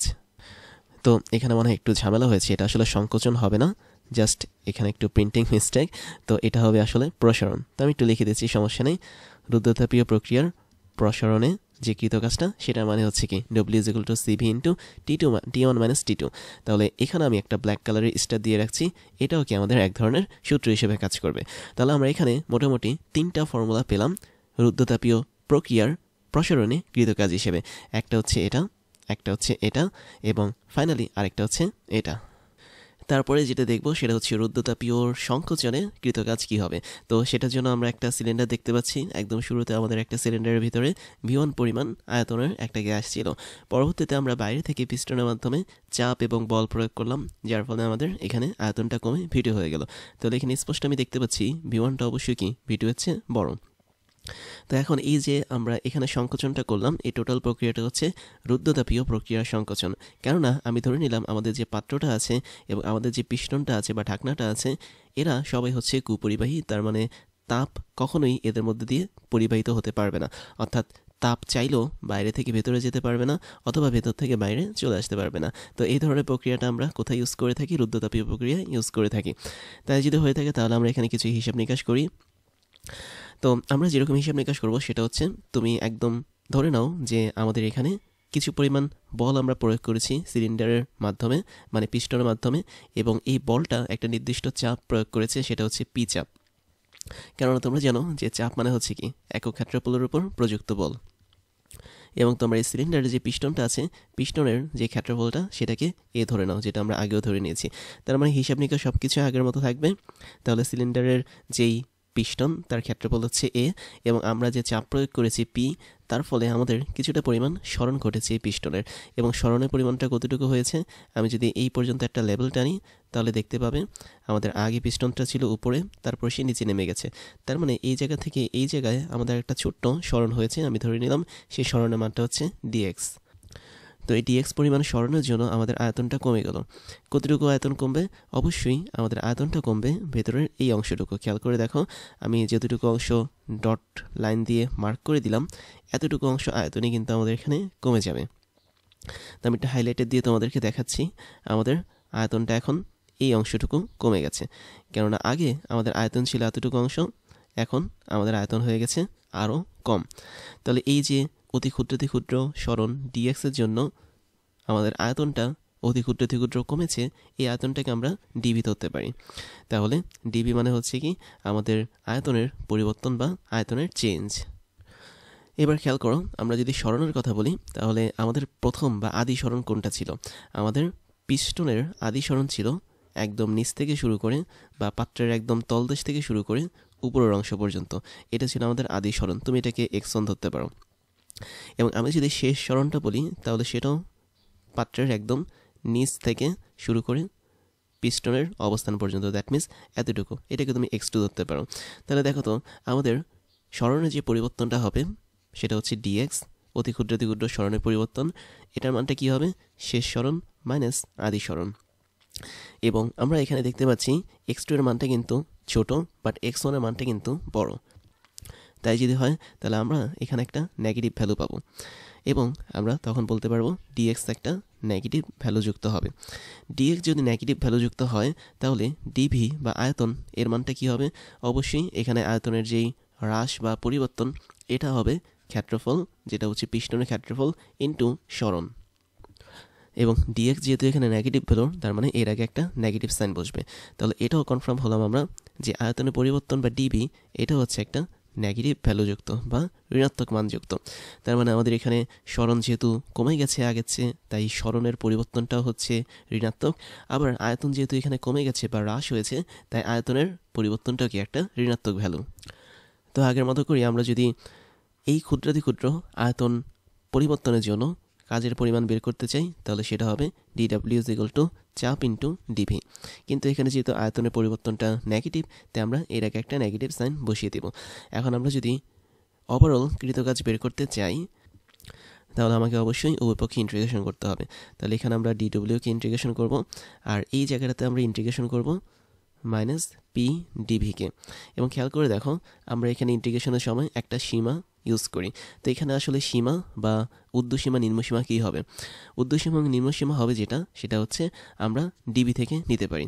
দ্যাট মিনস তুমি যদি দেখো আমাদের এখানে আদি আয়তন ছিল কি V1 এবং শেষ আয়তন ছিল কি V2। তার মানে V1 হচ্ছে আমাদের নিম্নসীমা, V2 হচ্ছে কি আমাদের ঊর্ধ্বসীমা। তার মানে নিম্নসীমা হিসেবে আমরা সবসময় আদি অবস্থার জিনিসগুলোকে দিয়ে থাকি, আর ঊর্ধ্বসীমা হিসেবে আমরা শেষ অবস্থার জিনিসগুলো বা রাশিগুলোকে দিয়ে থাকি। এবার আমরা আগের মতোই পিটাকে ভাঙবো, কেননা আমরা পি বলতে যেটা জানি সেটা হচ্ছে আমরা কিন্তু পড়েছিলাম যে P V is equal to constant, এবং এটা আমরা পড়েছিলাম সমষ্ণ প্রক্রিয়ার জন্য। বাট রুদ্রতাপীয় প্রক্রিয়ার জন্য PV to the power gamma এটা হচ্ছে কি কনস্ট্যান্ট থাকে। তাই এখান থেকে আমি কনস্ট্যান্টের একটা মান লিখতে পারি। ধরে নাও কনস্ট্যান্টের মান হচ্ছে কে, তাহলে এখান থেকে আমি পি এর যে মানটা পাবো সেটা হচ্ছে K into V inverse gamma. তো এই মানটা আমরা এখন এখানে বসাবো। ডিডব্লিউকে ইন্টিগ্রেশন করলে আমি টোটাল কৃতকাজ পাবো বা মোট কৃতকাজ পাবো, যেটা হচ্ছে ডব্লিউ। আর এখানে আমি মাইনাসটাকে পেছনে নিয়ে আসলাম, সামেশন অফ V1 থেকে V2, পি এর মানটা বসিয়ে দেব K V inverse gamma into D V. এই জিনিসটা আমরা এখানে বসিয়ে দেব। তারপর হিসাবটা একদমই সহজ, সামেশন অফ V1 থেকে V2, কেটাকে আমরা বাইরে রাখবো যেহেতু এটা সমানুপাতিক ধ্রুবক। ভেতরে থাকবে V inverse gamma. V inverse gamma মানে আমরা লিখতে পারি 1/v to the power gamma, আর উপরে থাকবে কি শুধুমাত্র ডিভি। তো এই জিনিসটা আমরা এখানে লিখতে পারি, যেটা হচ্ছে আমাদের টোটাল কৃতকাজ। এখন আমরা এই সমীকরণটাকে ভাঙাবো আরও। দেখো এখানে একটা জিনিস মিস করতে পারো তোমরা, মাইনাস চিহ্নটা নাও দিতে পারো, বাট এখানে অবশ্যই আগে একটা মাইনাস সাইন হবে।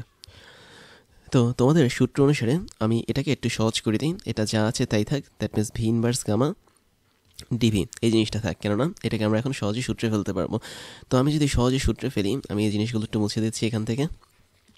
তাহলে দেখো আমাদের সূত্রটা কেমন দাঁড়ায়। সব কিছু আগের মতো থাকবে, বাট এখানে এক্সট্রা একটা মাইনাস পেছনে থাকবে। তাহলে W is equal to minus K হবে, এবং আমি যদি ইন্টিগ্রেশনের নিয়ম অনুসারে এটাকে লিখি তাহলে আমাদের নিয়ম হচ্ছে কি মাইনাস গামা প্লাস 1 হবে উপরে, আর নিচে হবে শুধুমাত্র মাইনাস গামা প্লাস 1। এবং এখানে আমাদের ঊর্ধ্বসীমা হচ্ছে V1 এবং নিম্নসীমা হচ্ছে V2। তারপরে লাইনটা আমরা একসাথে করতে পারি, দ্যাট মিনস আমরা মাইনাস কে একটা কাজ করতে পারি, আমরা এখানে মাইনাসটাকে নিচের সাথে গুণ করে দিতে পারি। অর্থাৎ তুমি মাইনাসটা এই নিচের অংশটার সাথে যদি গুণ করে দাও তাহলে মাইনাসে মাইনাসে আমাদের হবে প্লাস গামা, এবং প্লাসে মাইনাসে আমাদের হবে -1। তার মানে কে ডিভাইড বাই গামা -1 এটা হচ্ছে আমাদের টোটাল ফরম্যাট। আর ভেতরে একজনই থাকবে, সেটা হচ্ছে ভি ইনভার্স গামা +1 এবং নিম্নসীমা V1, ঊর্ধ্বসীমা V2। তারপরে এটাকে নিয়ে আমরা একটু সামনে আগাই। আমি আর এখানে ডব্লিউ লিখলাম না, আমাদের এখানে কাজ হয়ে গেছে কে ডিভাইড বাই গামা -1। এবং এই জায়গাটাতে যেটা করব সেটা হচ্ছে প্রথমে V2 কাজ করবে, তাহলে V2 ইনভার্স গামা +1 সূত্রের মাইনাস, তারপর হচ্ছে V1 ইনভার্স গামা +1। এভাবে আমাদের সূত্রটা এখন কাজ করবে। এখন আমরা এই সূত্রটা কোত্থেকে পেলাম? এটা আসলে আমাদের টোটাল কৃতকাজ বা মোট কাজ থেকে আমরা পেলাম। তাহলে এটাকে আমরা পরের পেজেই লিখে ফেলি। আমরা পেয়েছি হচ্ছে W is equal to K divide by কত ছিল, গামা -1 ছিল। তাহলে গামা -1 আমরা সেম লাইনটা আর কি লিখছি, ভেতরে ছিল হচ্ছে V2 ইনভার্স গামা +1, তো V2 ইনভার্স গামা +1 মাইনাস ছিল V1 ইনভার্স গামা +1। এখন দেখো আমরা সেম কাজটা আবার করছি, দ্যাট মিনস আগের স্লাইডের কাজগুলো আমরা এখানে কন্টিনিউ করছি। গামা মাইনাস ওয়ান এটাকে আমরা কিন্তু ভাঙতে পারি, V2 inverse gamma into V2 এটা দিতে পারি, minus V1 inverse gamma into V1। সূচকের নিয়ম অনুসারে আমরা কিন্তু এগুলোকে গুণ করে দিতে পারি, যেহেতু পাওয়ারটা যোগ হিসেবে আছে তাই আমরা গুণ করে দিতে পারি। এবং এখান থেকে আমরা আরেকটা জিনিস দেখেছিলাম যখন আমরা রুদ্ধতাপীয় প্রসারণ নিয়ে পড়েছিলাম, সেটা কী ছিল? আমরা একটা সূত্র দেখেছিলাম যে P1 V1 is equal to P2 V2 is equal two একটা সমানুপাতিক ধ্রুবক বা কে। তার মানে কে হচ্ছে কি একটা কনস্ট্যান্ট হিসেবে কাজ করে। তাই আমি এখান থেকে শুধুমাত্র যদি এই জিনিসগুলোকে একটু রিপ্লেস করি তাহলে দেখো কি হয়। এই সূত্রটা ছিল আমাদের সমষ্ণ প্রক্রিয়ার জন্য বা রুদ্ধতাপীয় প্রক্রিয়ার জন্য আমাদের V1 V2 এদের উপর গামা পাওয়ার হিসেবে ছিল। তাই যদি হয় তাহলে আমি প্রথমটা আর দ্বিতীয়টা, মানে দ্বিতীয়টা না তৃতীয়টা, অর্থাৎ প্রথম অংশ আর 3 নম্বর অংশটা যদি একত্রিত করি আমি পাবো P1 V1 to the power gamma is equal to K বা কনস্ট্যান্ট। তাহলে এখান থেকে আমরা P1 এর একটা মান পাচ্ছি, সেটা হচ্ছে কে V1 ইনভার্স গামা, যেটা আমরা অলরেডি করে এসেছি। এখন আমি যদি দ্বিতীয়টা এবং তৃতীয়টাকে একত্রিত করি, that means P2 V2 to the power gamma is equal to হচ্ছে কে।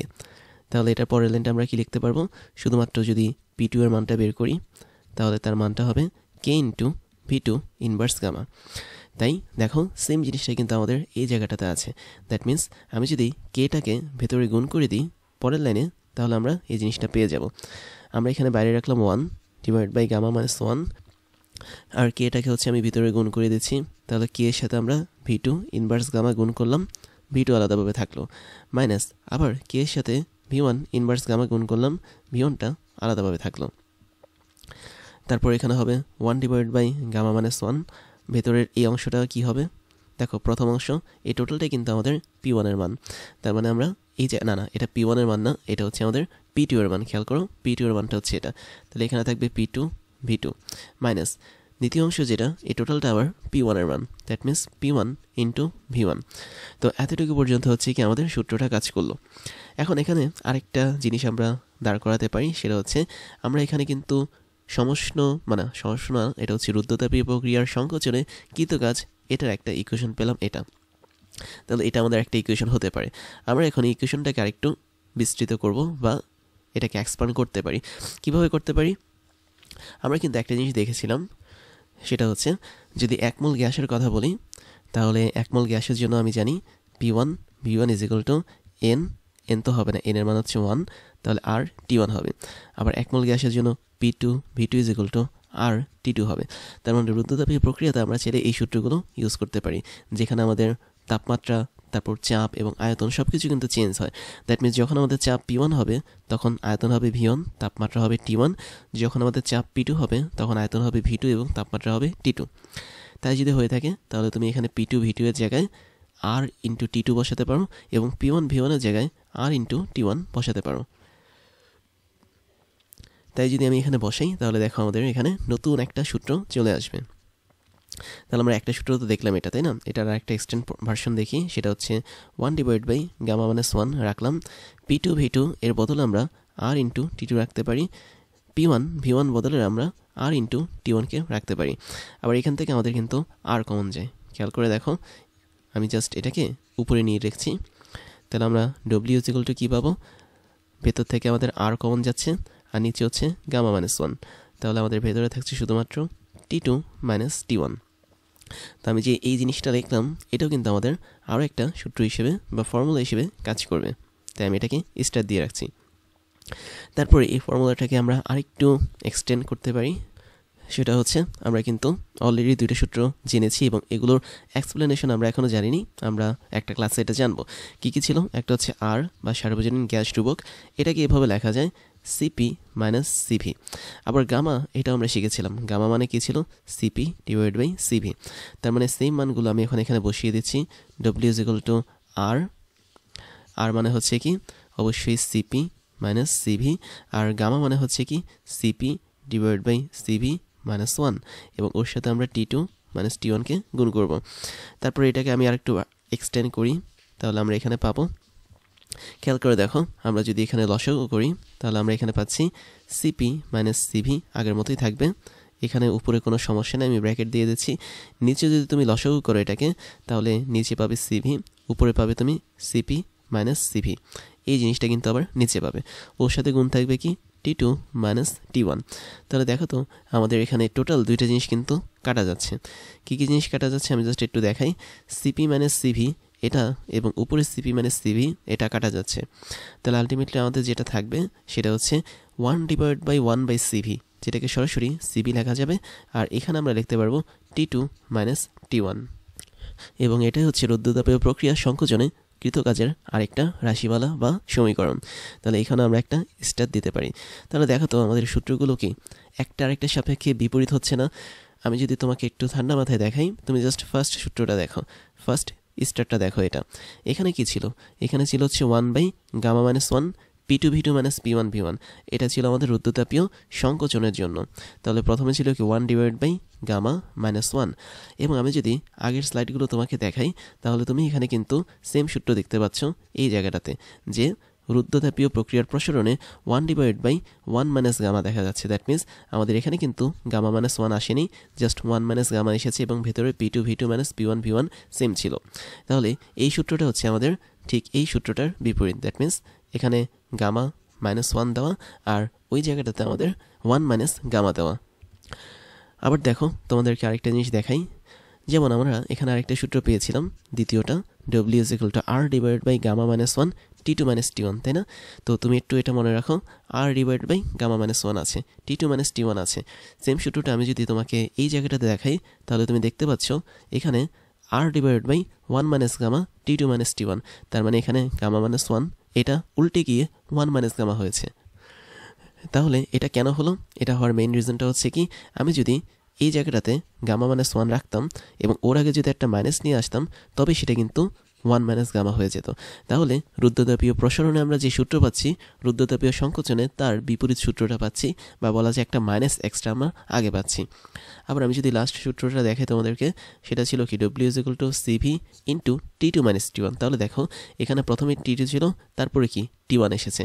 বাট আমি যদি সেম সূত্র মানে প্রসারণের জন্য দেখাই, তাহলে তুমি দেখতে পাচ্ছ এখানে W = CV × T1 minus T2।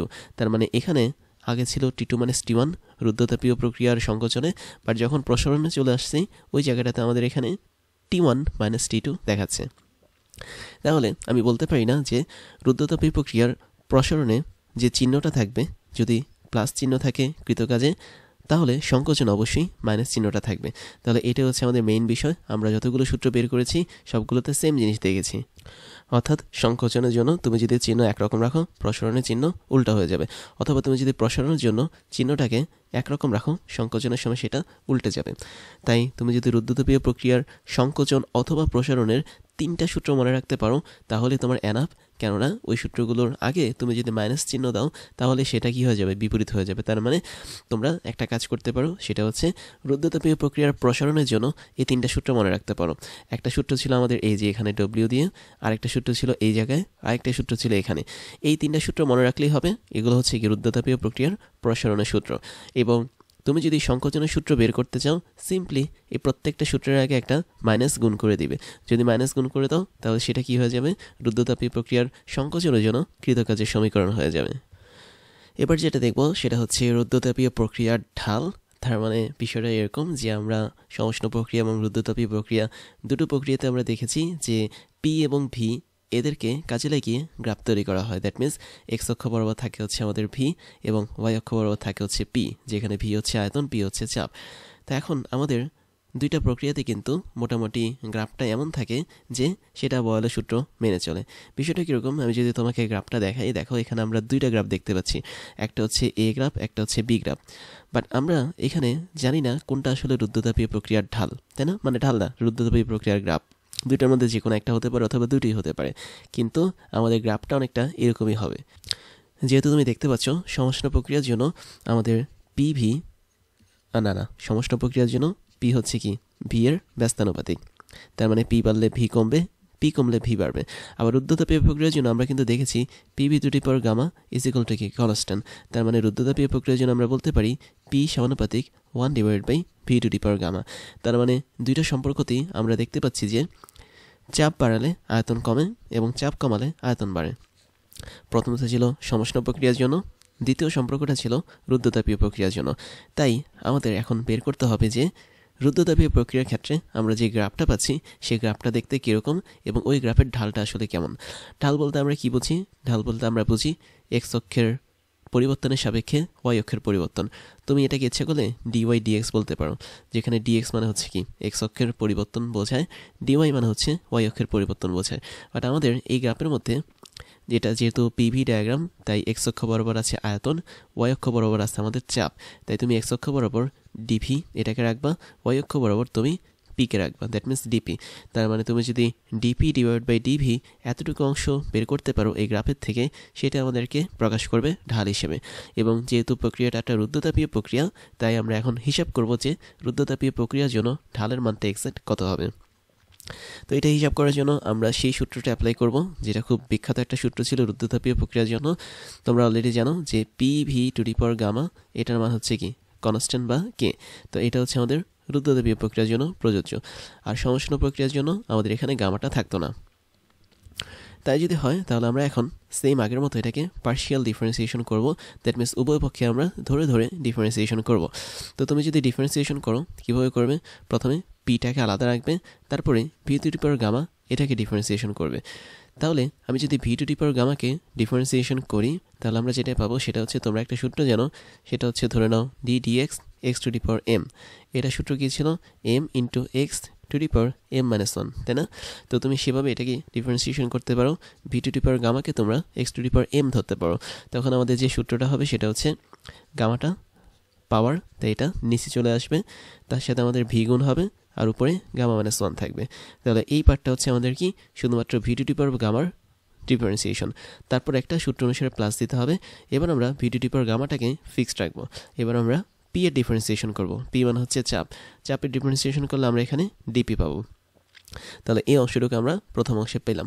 আর এখানে কনস্ট্যান্ট মানে হচ্ছে কি যে কোনো একটা মান, এবং এটাকে ডিফারেন্সিয়েশন করলে অল টাইম তার মানটা শূন্য আসে। তাই যদি হয়ে থাকে, আমরা এখানে জাস্ট সিম্পল একটা কাজ করছি, প্রথমে পিটাকে ফিক্সড রেখে ভি টু দি পাওয়ার গামাকে ডিফারেন্সিয়েশন করছি, তারপরে ভি টু দি পাওয়ার গামাকে ফিক্সড রেখে পিটাকে আমরা ডিফারেন্সিয়েশন করছি। তার মানে এই লাইনে পি হচ্ছে ফিক্সড এখানে, আর V to the power gamma হচ্ছে কি এখানে ফিক্সড। তো এটা জাস্ট মার্ক করে রাখলাম যাতে তোমরা বুঝতে পারো। তারপর আমরা এখানে আরেকটু আগে সামনে আমাদের টার্গেটটা কি? আমাদের টার্গেট ঢাল বের করা। আর একটা পিভি ডায়াগ্রামের ঢাল হচ্ছে কি ডিপি ডিভাইড বাই ডিভি। তো আমরা এখানে দেখতে পাচ্ছি যে কোন কোন জায়গায় ডিপি এবং ডিভি আছে।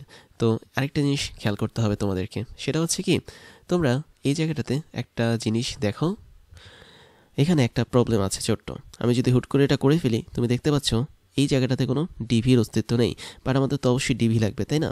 তো সেটার জন্য আমরা ডিফারেন্সিয়েশনে আরেকটা রুল অ্যাপ্লাই করি। সেই রুলটা হচ্ছে কীরকম, জাস্ট একটু দেখাই।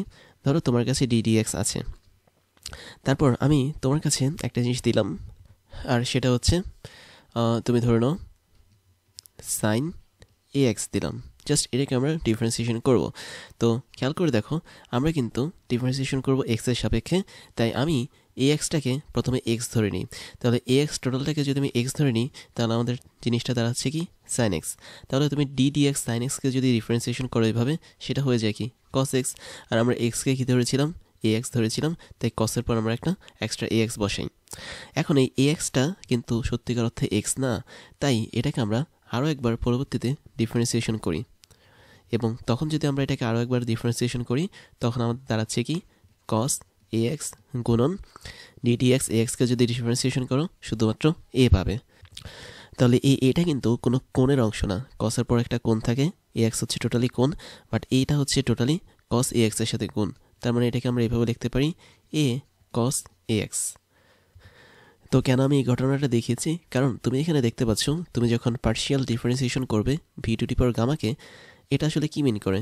এটা মিন করে তুমি জাস্ট ভিটাকে ডিফারেন্সিয়েশন করছো, বাট তুমি তো আসলে ভিকে ডিফারেন্সিয়েশন করছো না, তুমি ভি টু দি পাওয়ার গামাকে ডিফারেন্সিয়েশন করছো।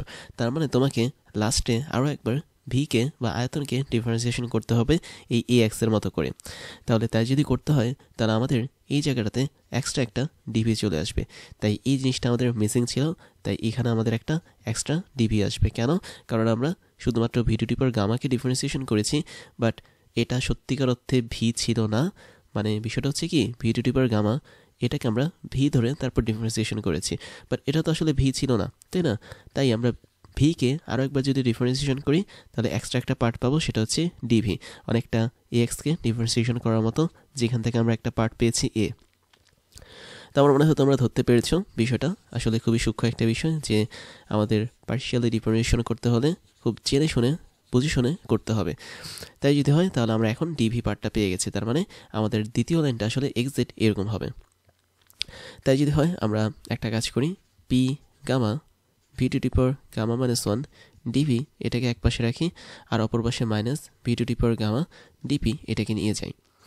আমাদের এখন টার্গেট হচ্ছে কি ডিপি ডিভাইড বাই ডিভি বের করা। তাহলে ডিপিটাকে তুমি ওই পাশে ফিক্সড রাখো, ডিভিটাকে এই পাশে নিয়ে আসো। দ্যাট মিনস এই জায়গাটাতে আমরা পাবো ডিপি, আর এখান থেকে আমাদের আর গুণ করলে ডিভিটা চলে আসবে। আর এই যে এখানে minus V to the power gamma ছিল, এই জিনিসটা আমরা এখানে নিচে নিয়ে আসবো আর গুণ করে। তাহলে উপরে থাকবে P gamma V to the power gamma minus 1, আর নিচে থাকবে minus V to the power gamma. তাহলে এরপর লাইন হবে হচ্ছে dP divide by dV is equal to, এই নিচের মাইনাসটা আগে নিয়ে আসলাম আমরা, তারপর P gamma V to the power gamma minus 1, আর নিচে ছিল কি V to the power gamma, তাহলে সেটা হচ্ছে মাইনাস গামা হিসেবে কাজ করবে। অর্থাৎ বিষয়টা এরকম যে একটা জিনিসের নিচে যদি V to the power gamma এভাবে থাকে, সেটাকে আমরা ভি ইনভার্স গামা হিসেবে লিখতে পারি।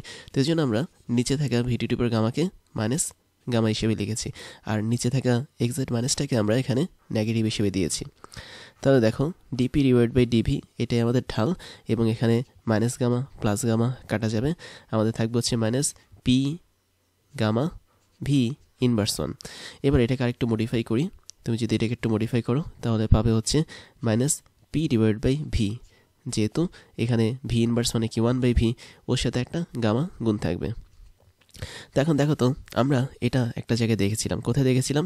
আমরা যখন সমষ্টি প্রক্রিয়ার ঢাল পড়েছিলাম তখন দেখেছিলাম সমষ্টি প্রক্রিয়ার জন্য ঢাল হচ্ছে dP by dV is equal to minus P divide by V, তাই না? এরকম একটা আমরা কিন্তু ঢাল দেখেছিলাম, বাট এই জায়গাটাতে এটা হচ্ছে আমাদের সমষ্ণ প্রক্রিয়া, বাট আমরা এই জায়গাটাতে দেখতে পাচ্ছি রুদ্ধতাপীয় প্রক্রিয়ার ঢালটা একদম সমষ্ণ প্রক্রিয়ার মতোই, বাট এখানে এক্সট্রা একটা জিনিস গুণ আছে, সেটা হচ্ছে কি গামা গুণ আছে।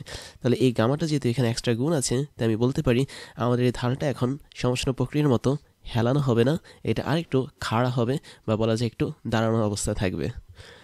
তাই আমি বলতে পারি যে সমষ্ণ প্রক্রিয়ায় যে ঢালটা থাকে সেটা আসলে কম পরিমাণ দাঁড়ানো অবস্থা থাকে, বা রুদ্ধতাপীয় প্রক্রিয়া যে ঢালটা আমাদের থাকে সেটা গামা গুণ বেশি পরিমাণ দাঁড়ানো অবস্থা থাকে, এবং এটাকে খাঁটি বাংলায় খাড়া অবস্থা থাকা বলা হয়। তাহলে তুমি দেখতে পাচ্ছ আমাদের এই ছবির মধ্যে এ আর বি হচ্ছে কি দুইটা গ্রাফ, এবং এই দুইটা গ্রাফের মধ্যে যে গ্রাফটা খাড়া হয়ে আছে বেশি বা দাঁড়িয়ে আছে বেশি, সেটাই হচ্ছে কি আমাদের বলা যায় রুদ্ধতাপীয় প্রক্রিয়ার ঢাল, বা বলা যায় গ্রাফ। এখন চিনব কীভাবে খাড়া মানে কি? খাড়া মানে হচ্ছে বিষয়টা এরকম যে আমার কাছে এখন দুইটা গ্রাফ আছে এ আর বি, আমি করলাম কি আমরা এই দুটো গ্রাফের জন্য ঢাল বের করার চেষ্টা করি। ঢাল মানে হচ্ছে কি তুমি যদি এই দুটো গ্রাফের যে কোনো একটা বিন্দু বরাবর স্পর্শক আঁকো, দেখো আমি এ গ্রাফের মধ্যে একটা স্পর্শক আঁকলাম এবং বি গ্রাফের মধ্যে আরেকটা স্পর্শক আঁকলাম। এখন আমি যদি স্পর্শকগুলোকে একটু তুলনা করি তাহলে দেখতে পাচ্ছ, ধরো না তোমার এই স্পর্শকগুলো এক্স অক্ষের সাপেক্ষে কিছু পরিমাণ কোণ তৈরি করে। তো আমি এ গ্রাফের স্পর্শককে দেখতে পাচ্ছি সে এরকম একটা কোণ তৈরি করেছে ধনাত্মক এক্স অক্ষের সাপেক্ষে, আমি এগুলোকে এক্স অক্ষ ধরলাম, এবং বি গ্রাফটা ধনাত্মক এক্স অক্ষের সাপেক্ষে এরকম একটা কোণ তৈরি করেছে। আমি এ গ্রাফের জন্য স্পর্শকের কোণ দিলাম থিতা এ, বি গ্রাফের জন্য স্পর্শকটা যেই এক্স অক্ষের সাথে কোণ তৈরি করেছে তার নাম দিলাম থিতা বি। দেখো তো কোন কোণটা আসলে বেশি বড়, বা বলা যায় কোন কোণটা আমাদের দেখতে বড় দেখায়? অবশ্যই থিতা এ যেটা সেটা হচ্ছে বড় থিতা বি এর চেয়ে, এবং কোণ যার বড় হয় এক্স অ্যাক্সিসের সাপেক্ষে সে আসলে কম পরিমাণ খাড়া অবস্থায় থাকে বা শুয়ে থাকে বা হেলিয়ে থাকে, আর যে কোণটা এক্স অক্ষের সাপেক্ষে কম হয় সেটা হচ্ছে অনেক বেশি পরিমাণে খাড়া অবস্থায় থাকে। তো তুমি দেখতে পাচ্ছ থিতা বি এর পরিমাণটা কি কম, তার মানে এটা বেশি খাড়া অবস্থায় আছে বা দাঁড়িয়ে আছে, আর থিতা এ কি একটু বেশি, তার মানে এটা বলা যায় একটু হেলে আছে বা হেলিয়ে আছে। তাহলে এখান থেকে আমরা স্পষ্ট বুঝতে পারলাম বি যে প্রসেসটা সেটা যেহেতু থিতা বি পরিমাণ কোণ তৈরি করেছে ধনাত্মক এক্স অক্ষের সাপেক্ষে, অর্থাৎ এই স্পর্শকটা যেহেতু ধনাত্মক এক্স অক্ষের সাপেক্ষে একটা বড় কোণ তৈরি করেছে, বড় না থিতা বি হচ্ছে ছোট কোণ তৈরি করেছে, তাই এটাই আমাদের বেশি পরিমাণ খাড়া অবস্থায় আছে। সেজন্য আমাদের বি প্রসেসটা হচ্ছে কি রুদ্ধতাপীয় প্রসেস, এবং কত গুণ খাড়া অবস্থায় আছে সেটা হচ্ছে গামা পরিমাণ খাড়া অবস্থায় আছে। তাহলে বিষয়টা আমি যদি তোমাকে আরেকটু ক্লিয়ার করি, সেটা হচ্ছে ধরো এটা একটা এক্স অ্যাক্সিস এবং এটা হচ্ছে ওয়াই অ্যাক্সিস। তুমি দুইটা সরলরেখা টানলে, একটা সরলরেখা একদম হেলে থাকলো, আরেকটা সরলরেখা এভাবে দাঁড়িয়ে থাকলো। তাহলে একটু দেখো তো, যে সরলরেখাটা হেলে থাকলো সেটা কিন্তু ধনাত্মক এক্স অক্ষের সাথে বেশি কোণ তৈরি করেছে, আবার যে মানে রেখাটা একটু খাড়িয়ে থাকলো সেটা কিন্তু ধনাত্মক এক্স অক্ষের সাথে কম কোণ তৈরি করেছে। তার মানে ধনাত্মক এক্স অক্ষের সাপেক্ষে যে কম কোণ তৈরি করবে সেটা হচ্ছে আমাদের বেশি খাড়া অবস্থা থাকবে, এবং যেটা বেশি কোণ তৈরি করবে সেটা বেশি হেলানো অবস্থা থাকবে। তো আমি দেখতে পাচ্ছি স্পষ্ট বি নামক প্রসেসটা, যেটা একটা গ্রাফ নির্দেশ করে, ওই গ্রাফের মধ্যে একটা স্পর্শক আঁকলে সেটা এক্স অক্ষের সাপেক্ষে কম পরিমাণ কোণ তৈরি করে। তো এই কোণের জন্য আমি বলতে পারি এটা খাড়া অবস্থায় আছে। তার মানে আমাদের এই টোটাল গ্রাফে বি যে গ্রাফটা আছে সেটা হচ্ছে রুদ্ধতাপীয় প্রক্রিয়ার, এবং এ যে গ্রাফটা আছে সেটা হচ্ছে সমষ্ণ প্রক্রিয়া। তাহলে আমরা এখানে একটা কনক্লুশন আসতে পারি, সেটা হচ্ছে রুদ্ধতাপীয় প্রক্রিয়ায় যে ঢালটা আমরা পাই সেটা হচ্ছে সমষ্ণ প্রক্রিয়ার ঢাল হচ্ছে গামা গুণ খাড়া। দ্যাট মিনস তুমি দেখতে পাচ্ছ যে এই জিনিসটা, that means minus P divide by V, এই টোটালটাই কিন্তু আমাদের মানে সমষ্ণ প্রক্রিয়ার ঢাল। তাহলে আমরা ফাইনালে বলতে পারি রুদ্ধতাপীয় প্রক্রিয়ার ঢাল, রুদ্ধতাপীয় ঢাল, সরাসরি ঢালের কথা বলি, এটা আসলে কত হবে? অবশ্যই সমষ্ণ প্রক্রিয়ার ঢাল গুণন গামা।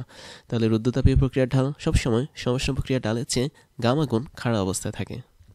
বাট এখানে একটা কন্ডিশন আছে, কন্ডিশনটা হচ্ছে কি, আমরা কখন এই কথাটা বলবো? যখন আমরা এক্স অক্ষ বরাবর আয়তনকে রাখবো, ওয়াই অক্ষ বরাবর আমরা চাপকে রাখবো, তখন আমরা বলতে পারবো রুদ্ধতাপীয় প্রক্রিয়ার ঢাল হচ্ছে সমষ্ণ প্রক্রিয়ার ঢাল হচ্ছে মানে গামা গুণ খাড়া। বাট বিষয়টা যদি আমি একটু উল্টে দিই, দ্যাট মিনস আমরা এখন দেখবো যে সমষ্ণ প্রক্রিয়ার ঢাল এবং রুদ্ধতাপীয় প্রক্রিয়ার ঢালের কিছু তুলনাটা কীরকম। ধরো আমি এখানে আগের মতো ছবিটা আঁকি, তারপর ওর সাপেক্ষে আমি তুলনা করছি। আমাদের আগের যে গ্রাফটা ছিল সেখানে ভি ছিল হচ্ছে এক্স অক্ষ বরাবর আয়তন, আর পি ছিল ওয়াই অক্ষ বরাবর চাপ। তো আমি যদি যে কোনো একটা গ্রাফ আঁকি, ধরা যাক এরকম একটা গ্রাফ আঁকলাম একটা, আর আরেকটা এরকম গ্রাফ আঁকলাম, জাস্ট একটু সুন্দর করে আঁকি। ধরো একটা গ্রাফ এরকমভাবে আঁকলাম, আরেকটা গ্রাফ ধরো এইভাবে আঁকলাম। তার মানে যে গ্রাফটা একটু হেলানো অবস্থায় আছে আমরা এটাকে বলতে পারি রুদ্ধতাপ মানে সমষ্ণ প্রক্রিয়ার গ্রাফ, আর বিটাকে বলতে পারি কি রুদ্ধতাপীয় প্রক্রিয়ার গ্রাফ, তাই না?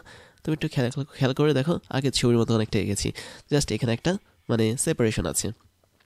তো এখানে আমাদের কোনো সমস্যা নেই, সমস্যা হচ্ছে যে জায়গায়, সেটা হচ্ছে তুমি যদি সেম গ্রাফটাকে এখন উল্টে দাও, দ্যাট মিন্স আমি যদি সেম গ্রাফটার অ্যাক্সিস চেঞ্জ করে দিই, আমি যদি এক্স অক্ষ বরাবর পি দিই, ওয়াই অক্ষ বরাবর যদি ভি দিই, এবং তারপরে আমি যদি দুটো গ্রাফ আঁকি সেম টাইপের, একটা হচ্ছে এরকম গ্রাফ আর একটা হচ্ছে এরকম গ্রাফ, তখন তুমি কোনটাকে সমষ্ণ প্রক্রিয়া বলবে, কোনটাকে রুদ্ধতাপীয় প্রক্রিয়া বলবে? তো তুমি দেখেই বুঝতে পারছো, যেটা হচ্ছে একটু হেলানো অবস্থায় আছে দ্যাট মিন্স এ, সেটা হচ্ছে সমষ্ণ প্রক্রিয়ার মানে গ্রাফ, এবং যেটা একটু খাড়া অবস্থায় আছে সেটা হচ্ছে কি রুদ্ধতাপীয় প্রক্রিয়ার গ্রাফ। বাট কথাটা এখন ভুল হয়ে যাবে, কেননা তুমি যখন সিস্টেমটাকে উল্টে দিবা, দ্যাট মিন্স তুমি ভি এর জায়গায় পিকে নিয়ে আসবা, পি এর জায়গায় ভিকে নিয়ে আসবা, তখন আমাদের টোটাল গ্রাফটাই উল্টে যাবে। অর্থাৎ ওই মুহূর্তে আমাদের যেটা খাড়া অবস্থা আছে, দ্যাট মিন্স বি যে গ্রাফটা, এটা হয়ে যাবে আমাদের এখন সমষ্ণ প্রক্রিয়া, এবং যে গ্রাফটা একটু হেলানো অবস্থায় আছে সেটা হয়ে যাবে আমাদের রুদ্ধতাপীয় প্রক্রিয়া। তার মানে তোমাকে বিষয়গুলো ভালোভাবে মেনটেন করে চলতে হবে। তোমার যেরকম হট করে যদি একটা গ্রাফ দিয়ে দেয় যেখানে এক্স অক্ষ বরাবর আমাদের চাপ এবং ওয়াই অক্ষ বরাবর যেখানে আমাদের আয়তন, তখন তোমাকে বুঝতে হবে যে রুদ্ধতাপীয় প্রক্রিয়াটা হচ্ছে হেলানো অবস্থায় থাকবে এবং সমষ্ণ প্রক্রিয়াটা হচ্ছে আমাদের খাড়া অবস্থায় থাকবে। তাহলে তোমাদেরকে আরও দুটো এক্সাম্পল দেখে এরকম জাস্ট গ্রাফ এঁকে দেখাচ্ছি। ধরো আমি এখানে একটা গ্রাফ আঁকলাম, এক্স অক্ষ বরাবর পি দিলাম, ওয়াই অক্ষ বরাবর আমি আয়তন ভি দিলাম, এবং আমরা এমন একটা গ্রাফ আঁকলাম যেটা আমরা কোনো একটা সময় দেখব। তো আমি এরকম একটা গ্রাফ আঁকলাম, এবং এটা একটা বিশেষ গ্রাফ যেটা আমরা ভবিষ্যতে কোনো একটা সময় দেখব। তা আমি গ্রাফগুলোর একটা নাম দিই। ধরো এটা নাম এ দিলাম, এটা হচ্ছে বি, এটা হচ্ছে সি, এটা হচ্ছে ডি। ঠিক আছে, তো এটা হচ্ছে আমাদের এক ধরনের গ্রাফ। তারপর আমি সেম একই রকম গ্রাফ আঁকবো, বাট এখন আমরা অ্যাক্সিসটা চেঞ্জ করে দেব।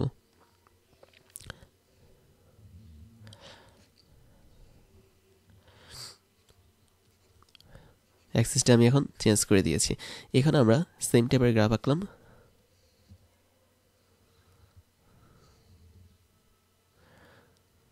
এবং এদের নামটা আমরা আগের মতোই রাখলাম।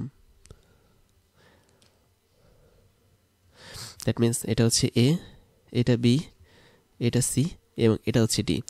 এখন আমি যদি কোশ্চেন করি, গ্রাফ দুটোর নাম দিলাম, ধরো এটা হচ্ছে এ গ্রাফ এবং এটা হচ্ছে আমাদের বি গ্রাফ। তাহলে আমি যদি এ গ্রাফের কথা বলি, এই গ্রাফের মধ্যে আমাদের কতগুলো প্রসেস আমরা দেখতে পাচ্ছি, তাই না? প্রথম প্রসেসটা হচ্ছে কি, মানে তাপগতীয় প্রক্রিয়া দেখতে পাচ্ছি একটা। তুমি ধরে নাও হচ্ছে, কীভাবে ধরবো, আমি একটু তীর চিহ্ন দিই তাহলে বুঝতে পারবো। ধরো ডি থেকে এ গেল, আবার হচ্ছে এ থেকে বিতে গেল, বি থেকে সিতে গেল, আবার সি থেকে ডিতে গেল। আমি জাস্ট কিছু তীর চিহ্ন দিয়ে প্রসেসগুলোর দিক নির্দেশ করলাম। ডি থেকে এ যেটা এবং সি থেকে বি যেটা, তারা কিন্তু হেলে আছে, তাই না? তুমি দেখতে পাচ্ছ যে ডি থেকে এ এবং বি থেকে সি এরা হচ্ছে হেলানো গ্রাফ। আর যে সমস্ত গ্রাফগুলো হেলানো থাকে তারা হচ্ছে কি সমষ্ণ প্রক্রিয়া নির্দেশ করে। তার মানে প্রথম গ্রাফের মধ্যে আমি দেখতে পাচ্ছি এক্স অক্ষ বরাবর ভি, ওয়াই অক্ষ বরাবর পি আছে, সেই জন্য ডিএ এবং বিসি এরা হচ্ছে কি সমষ্ণ প্রক্রিয়া। বাট আমি যদি বাকি দুটো গ্রাফ বলি, দ্যাট মিন্স ধরো এ থেকে বি একটা ছিল এবং আরেকটা ছিল হচ্ছে সি থেকে ডি, এরা কিন্তু একটু খাড়া অবস্থা আছে। তার মানে এরা কি হবে, এখন রুদ্ধ তাপীয় প্রক্রিয়া হবে, রুদ্ধ তাপীয়। তার মানে প্রথম ছবিটা আমাদের কনফার্ম। বাট দ্বিতীয় ছবিতে আমাদের ঝামেলা দেখতে পাচ্ছি। বি নম্বর যে ফিগারটা আছে সেখানে তুমি দেখতে পাচ্ছ, আমি যদি এখানে তীর চিহ্ন দিয়ে দিই, ধরো আগের মতোই তীর চিহ্ন দিলাম, তীর চিহ্নগুলো হচ্ছে তাপগতীয় প্রক্রিয়ার ডিরেকশন নির্দেশ করে। এখানে কিন্তু একটু ঝামেলা, সেটা হচ্ছে কি, তুমি দেখতে পাচ্ছ ডি থেকে এ এবং বি থেকে সি এরা হচ্ছে হেলান অবস্থায় আছে। বাট খেয়াল করে দেখো, আমাদের এখানে গ্রাফটার মধ্যে কিন্তু এক্স অক্ষ বরাবর চাপ এবং ওয়াই অক্ষ বরাবর আয়তন। তার মানে যারা এখন হেলানো অবস্থায় থাকবে তারা আসলে কি হিসেবে কাজ করবে, অবশ্যই রুদ্ধতাপীয় প্রক্রিয়া হিসেবে কাজ করবে। ঠিকমতো লিখি এটা, এরা হচ্ছে এখন আমাদের রুদ্ধতাপীয় প্রক্রিয়া।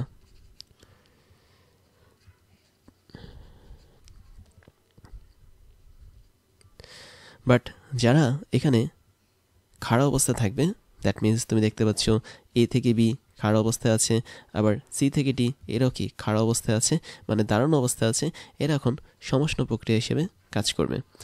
তাহলে তোমাকে বুঝতে হবে কোন জিনিসটা রুদ্ধতাপীয় এবং কোন জিনিসটা সমষ্ণ। তাহলে এটা খুবই ইন্টারেস্টিং একটা পার্ট ছিল এবং তোমাদের অনেক কনফিউশন ছিল এই জিনিসটা নিয়ে। আই থিঙ্ক তোমাদের সবারই কনফিউশনটা দূর হয়ে গেছে। এবার আমরা সবগুলো প্রসেসের গ্রাফের একটা তুলনা দেখব, যেখানে আমরা দেখতে পাচ্ছি সমচাপ প্রক্রিয়া, সমায়তন প্রক্রিয়া, সমষ্ণ প্রক্রিয়া এবং রুদ্ধতাপীয় প্রক্রিয়া একসাথে আছে। তাহলে একটু দেখো, আমাদের এখানে এটাও একটা পিভি ডায়াগ্রাম। এক্স অ্যাক্সিস বরাবর হচ্ছে আয়তন এবং ওয়াই অ্যাক্সিস বরাবর আমাদের চাপকে নির্দেশ করছে।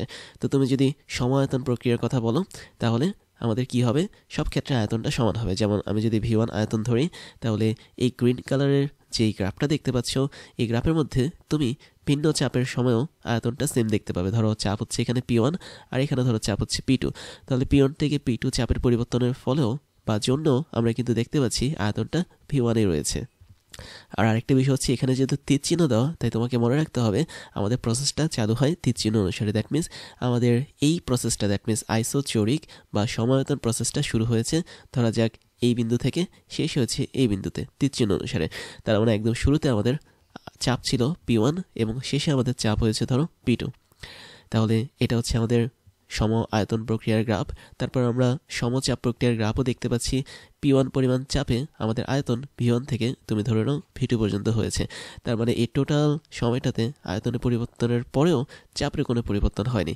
তার মানে এই ধরনের গ্রাফও আমরা দেখেছিলাম, যেটা ছিল আইসোবারিক বা সমচাপীয় প্রক্রিয়া। তারপরে আমরা যেটা দেখেছিলাম সেটা হচ্ছে আইসোথার্মাল বা সমষ্ণ প্রক্রিয়া, যেখানে তুমি দেখতেই পাচ্ছ আমাদের এই কমলা কালারের গ্রাফটা হচ্ছে একটু হেলানো অবস্থায় আছে।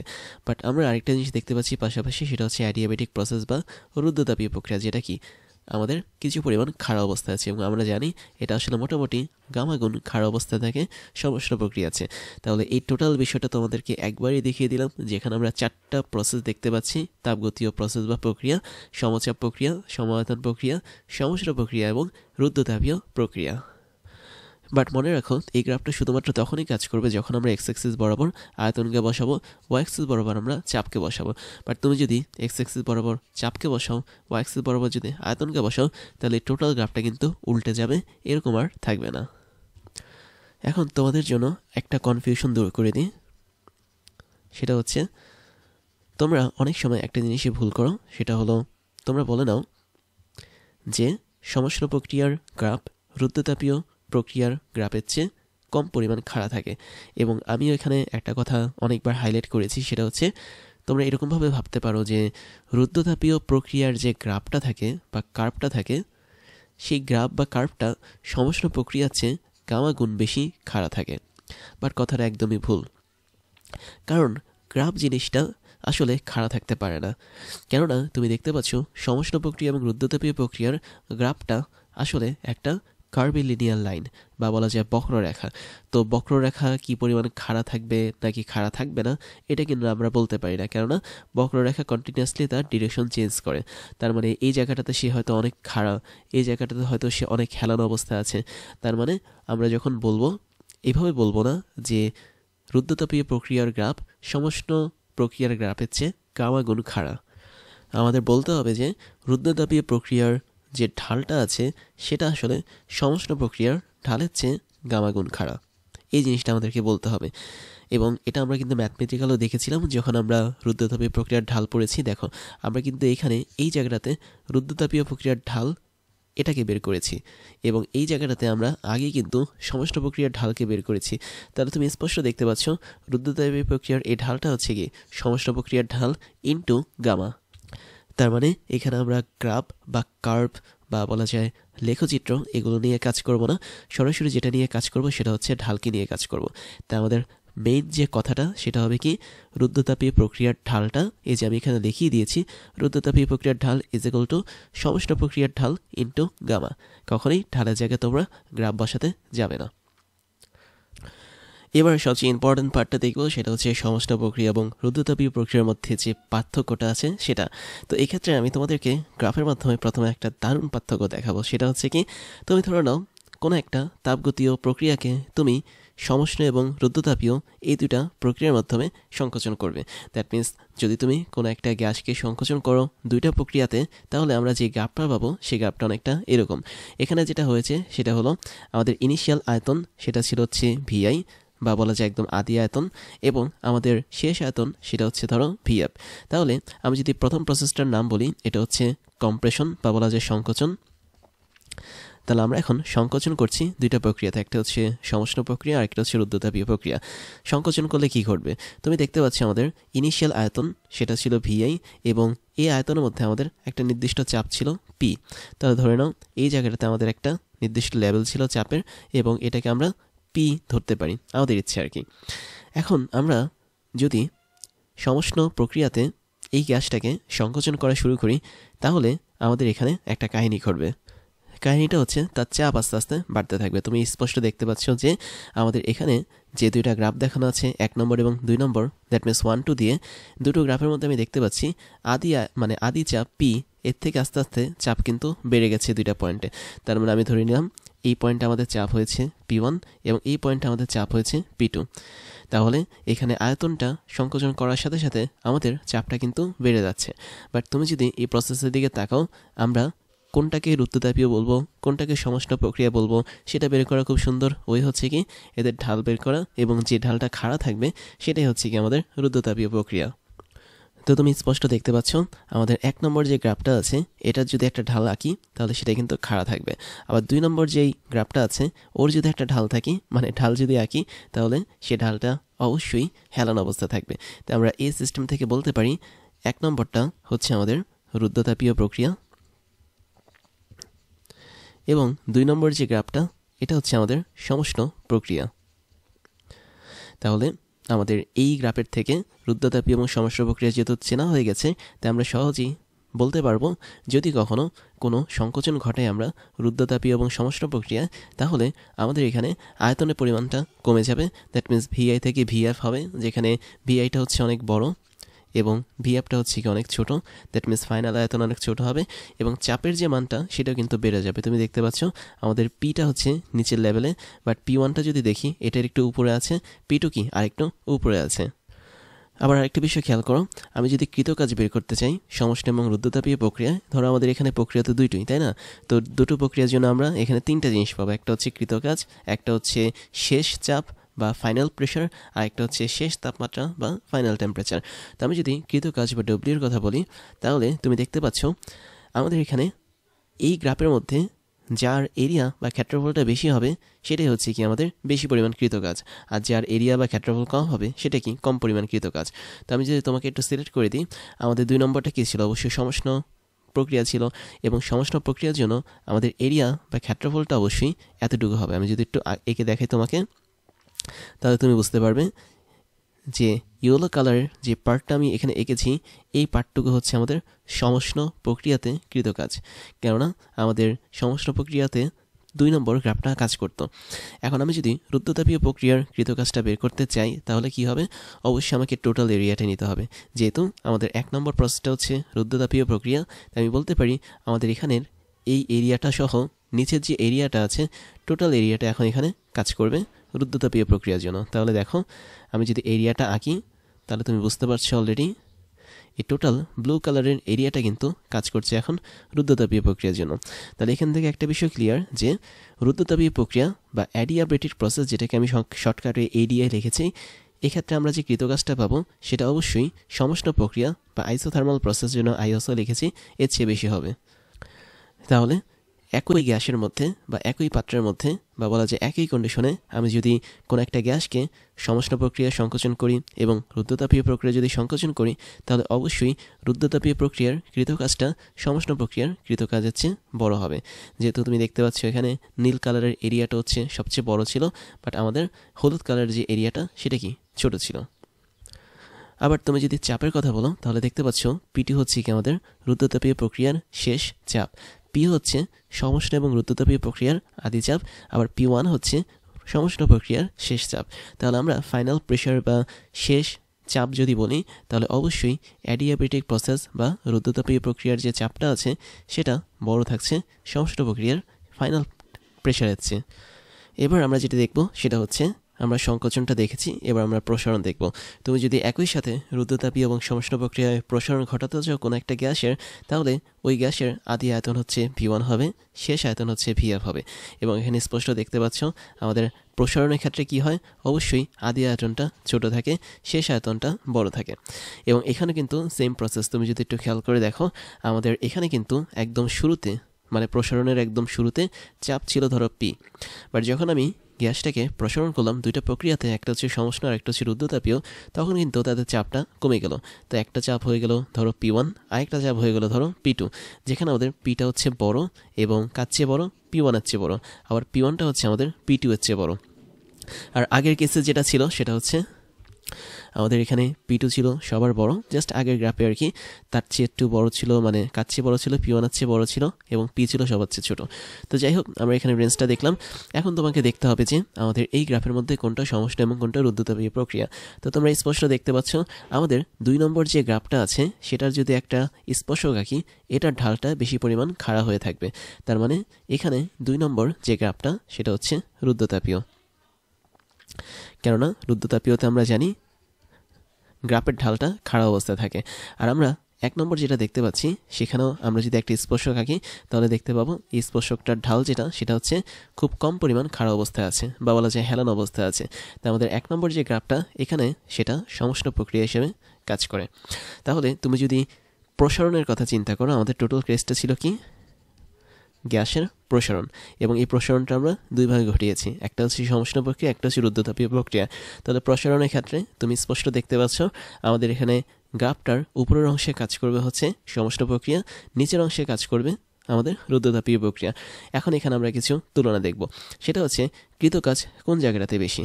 তুমি স্পষ্ট দেখতে পাচ্ছ আমাদের এখানে 1 নম্বর যে গ্রাফটা সেটা হচ্ছে সমষ্ণ প্রক্রিয়া, যেহেতু সে হেলে আছে, তার মানে আমি যদি এই টোটাল এরিয়াটা নিই বা ক্ষেত্রফলটা যদি নিই, এটাই হচ্ছে কি আমাদের সমষ্ণ প্রক্রিয়া কৃতকাজ। তাহলে এখানে সমষ্ণ প্রক্রিয়া কৃতকাজটাকে W/IOC দিয়ে প্রকাশ করলাম। তারপর আমি যদি এখন রুদ্ধতাপীয় প্রক্রিয়া কৃতকাজ বের করতে চাই, তাহলে আমাকে 2 নম্বর গ্রাফের আন্ডারে যে এরিয়া বা ক্ষেত্রফলটা আছে সেটাকে নিতে হবে, ঠিক আগেরটার মতো। তাহলে তুমি দেখতে পাচ্ছ এই এরিয়া বা ক্ষেত্রফলটা হচ্ছে রুদ্রতাপীয় প্রক্রিয়া কৃতকাজ, বাট এর মানটা হচ্ছে সমষ্ণ প্রক্রিয়া কৃতকাজ হচ্ছে ছোট, যেহেতু এরিয়া হচ্ছে ছোট। কেননা তুমি 1 নম্বর গ্রাফের জন্য যে এরিয়াটা পাচ্ছ এটা কিন্তু অনেক বড়, বাট তুমি যদি 2 নম্বর গ্রাফের জন্য এরিয়াটা দেখো বা ক্ষেত্রফলটা দেখো, এটা কিন্তু অনেক ছোট। তার মানে আমি বলতে পারি সমষ্ণ প্রক্রিয়ার কৃতকাজটা এখানে রুদ্রতাপীয় প্রক্রিয়ার কৃতকাজের চেয়ে বেশি হবে। আবার সমষ্ণ প্রক্রিয়ায় তুমি ফাইনাল প্রেশার বা শেষ চাপ পাচ্ছ হচ্ছে P1, আবার রুদ্রতাপীয় প্রক্রিয়ায় তুমি ফাইনাল প্রেশার বা শেষ চাপটা পাচ্ছ P2। তার মানে P1 হচ্ছে এখানে সমষ্ণ প্রক্রিয়ার শেষ চাপ এবং P2 হচ্ছে কি রুদ্রতাপীয় প্রক্রিয়ার শেষ চাপ, এবং সেখানে সমষ্ণ প্রক্রিয়ার শেষ চাপটা কি বেশি থাকে রুদ্রতাপীয় প্রক্রিয়ার তুলনায়।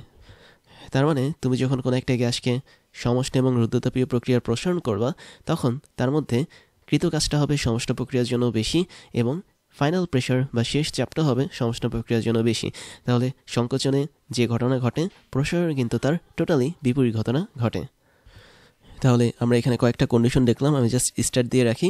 তুমি যখন সমষ্ণ এবং রুদ্রতাপীয় সংকোচন একসাথে কাজ করাবা, তখন তোমাকে মনে রাখতে হবে আদি আয়তন যেটা, সেটা অবশ্যই শেষ আয়তনের চেয়ে বেশি হবে। আরেকটা জিনিস মনে রাখতে হবে, সেটা হচ্ছে আমাদের রুদ্রতাপীয় প্রক্রিয়ার চাপ, যেটা হচ্ছে শেষ চাপ বা ফাইনাল প্রেশার, সেটা সবচেয়ে বেশি। সমষ্ণ প্রক্রিয়ার চাপটা হচ্ছে মাঝামাঝি ফাইনাল চাপ, আর আদি চাপ যেটা P, সেটা থাকে সবচেয়ে কম যখন আমরা সংকোচন ঘটাবো। আরেকটা সত্য মনে রাখতে হবে, সেটা হচ্ছে রুদ্রতাপীয় প্রক্রিয়ার আমি যদি সংকোচন ঘটাই, তাহলে তার কৃতকাজটা বেশি হবে সমষ্ণ প্রক্রিয়ার চেয়ে। এবং আরেকটা জিনিস, আমাদের এখানে আর তেমন কিছুই নেই, কেননা এটাকে আমরা এখানেই দেখিয়েছি। আর তুমি যদি প্রসারণ নিয়ে কাজ করো, যেখানে আমাদের সমষ্ণ প্রক্রিয়া আমি যদি প্রসারণ ঘটাই, তাহলে যে কৃতকাজটা পাবো সেটা অবশ্যই রুদ্রতাপীয় প্রক্রিয়ার প্রসারণের চেয়ে, মানে প্রসারণের কৃতকাজের চেয়ে বেশি হবে।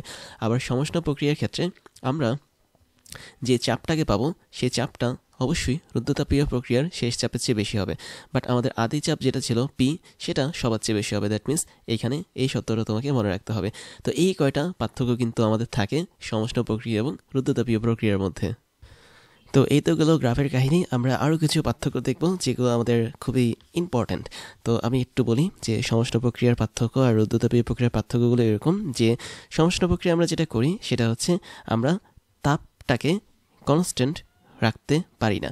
দ্যাট মিনস আমরা সমষ্ণ প্রক্রিয়ায় তাপমাত্রা যেটা আছে সেটাকে কনস্ট্যান্ট রাখি, এবং রুদ্রতাপীয় প্রক্রিয়া যেটা করি সেটা হচ্ছে তাপকে আমরা কনস্ট্যান্ট রাখি। তার মানে সমষ্ণ প্রক্রিয়াতে খুব সহজেই তাপ বাইরেও যেতে পারে পাত্রের, অথবা ভেতরে আসতে পারে। বাট রুদ্রতাপীয় প্রক্রিয়াতে তাপটা কখনো বাইরেও যেতে পারবে না এবং পাত্রের ভেতরেও আসতে পারবে না। তো যেহেতু সমষ্ণ প্রক্রিয়ায় তাপের কোনো পরিবর্তন হয় না, তার মানে আমাদের বলতে পারি না তাপমাত্রার পরিবর্তন হয় না, তার মানে ΔT = 0 লেখা যায় সমষ্ণ প্রক্রিয়ার জন্য। আর রুদ্রতাপীয় প্রক্রিয়ার জন্য আমাদের তাপের যে পরিবর্তন হয় না, সেটার জন্য ΔQ এর মানটা 0 লেখা যায়। তারপর আমরা বিভিন্ন ধরনের সিস্টেমের কথা বলেছিলাম, বিচ্ছিন্ন সিস্টেম, খোলা সিস্টেম, বদ্ধ সিস্টেম বা আবদ্ধ সিস্টেম। এই সমষ্ণ প্রক্রিয়াটা আসলে আবদ্ধ সিস্টেমের মধ্যে হয়ে থাকে, যেখানে বাইরে থেকে ভেতরে বা ভেতর থেকে বাইরে কোনো পদার্থ যেতে পারে না, বাট শক্তি যেতে পারে। পদার্থ মানে হচ্ছে কি কোনো ম্যাস বা ভর যেতে পারে না, বাট আমাদের এনার্জি বা শক্তি যেতে পারে, যেমন তাপশক্তি। বাট রুদ্রতাপীয় প্রক্রিয়ার কথা যদি বলি, এটা সম্পূর্ণ বিচ্ছিন্ন একটা সিস্টেম বা আইসোলেটেড সিস্টেম। তাহলে বিচ্ছিন্ন সিস্টেমের মধ্যে কি হয়, আমাদের ভরও বাইরে যেতে পারবে না এবং কোনো তাপশক্তি বা কোনো ধরনের শক্তিও বাইরে যেতে পারবে না। তো রুদ্রতাপীয় প্রক্রিয়াটা আমাদের ঘটানো হয় বিচ্ছিন্ন ব্যবস্থা বা সিস্টেমে, আর আবদ্ধ সিস্টেমে ঘটানো হয় সমষ্ণ প্রক্রিয়া। তারপর আমি যদি বলি, আমাদের সমষ্ণ প্রক্রিয়াতে হচ্ছে যে পাত্রটা থাকে সেটা অনেক সুপরিবাহী বা কন্ডাক্টর থাকে। দ্যাট মিনস আমাদের পাত্রটা থাকে অনেক সুপরিবাহী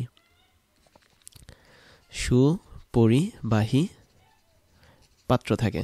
মানে তুমি যে সিলিন্ডারটা ইউজ করবে বা যে পিস্টনটা ইউজ করবে, এগুলো খুব সহজেই তাপকে বাইরে বা ভেতরে আসতে যেতে দেয়। বাট আমরা যদি রুদ্রতাপীয় প্রক্রিয়ার কথা বলি, তাহলে সেটা হবে কুপরিবাহী পাত্র। এটা হচ্ছে একটা পার্থক্য। আরেকটা পার্থক্য হচ্ছে, আমরা বারবার বলেছিলাম, সেটা হচ্ছে সমষ্ণ প্রক্রিয়া হচ্ছে খুব স্লো বা ধীর একটা প্রসেস, বাট রুদ্রতাপীয় প্রক্রিয়া হচ্ছে খুব কুইক একটা প্রসেস। তার মানে তুমি যদি কোনো একটা তাপগতীয় ঘটনা খুব কুইকলি ঘটাও, সেটা হচ্ছে রুদ্রতাপীয় প্রক্রিয়া, আর যদি তুমি খুব আস্তে আস্তে ঘটাও, সেটা হচ্ছে সমষ্ণ প্রক্রিয়া। তারপরে সমষ্ণ প্রক্রিয়াতে যেহেতু ΔT = 0, তাই ΔU কি হবে, 0 হবে, কেননা ΔU মানে হচ্ছে কি অভ্যন্তরীণ শক্তি পরিবর্তন। তার মানে সমষ্ণ প্রক্রিয়ায় অভ্যন্তরীণ শক্তির কোনো পরিবর্তন ঘটে না। বাট রুদ্রতাপীয় প্রক্রিয়া যেটা, সেখানে আসলে অভ্যন্তরীণ শক্তির পরিবর্তন ঘটে, যার জন্য ΔU = 0। তারপরে আমরা দেখেছিলাম সমষ্ণ প্রক্রিয়া একটা দারুণ সূত্র মেনে চলে, সেটা হচ্ছে PV = কনস্ট্যান্ট। তার মানে চাপ এবং আয়তনের গুণফলটা একটা ধ্রুবক হিসেবে কাজ করে, বাট রুদ্ধতাপীয় প্রক্রিয়াতে আসলে চাপ এবং আয়তনের উপরে পাওয়ার গামা হিসেবে থাকে, সেটা হচ্ছে কনস্ট্যান্ট বা ধ্রুবক হিসেবে কাজ করে। ফাইনালি আমরা আরেকটা পার্থক্য দেখেছিলাম, সেটা হচ্ছে সমষ্ণ প্রক্রিয়ার যে ঢাল সেটা আসলে খাড়াভাবে থাকে না, সেটা হচ্ছে হেলানোভাবে থাকে। আর রুদ্ধতাপীয় প্রক্রিয়ার যে ঢালটা সেটা আসলে সমষ্ণ প্রক্রিয়ার ঢালের গামা গুণ বেশি পরিমাণ খাড়া অবস্থা থাকে। তার মানে আমরা যদি তোমাকে আরও একবার মনে করিয়ে দিচ্ছি, সেটা হচ্ছে আমি দুটো জিনিস মুছে ফেলি। তোমরা স্পষ্ট দেখতে পাও যে সমষ্ণ প্রক্রিয়া আমরা যে ঢালটা বের করেছিলাম সেই ঢালটা কেমন ছিল, dP divide by dV is equal to minus P divide by V ছিল। এটা ছিল আমাদের ইকুয়েশন। বাট রুদ্ধতাপীয় প্রক্রিয়ার যে ঢালটা আমরা পেয়েছি ডিপি ডিভাইড বাই ডিভি, এটার মান ছিল কি সমষ্ণ প্রক্রিয়ার ঢাল ইন্টু গামা, এই জিনিসটা ছিল। তো এই কতগুলো পার্থক্য কিন্তু আমরা পেয়েছিলাম সমষ্ণ এবং রুদ্ধতাপীয় প্রক্রিয়ার জন্য।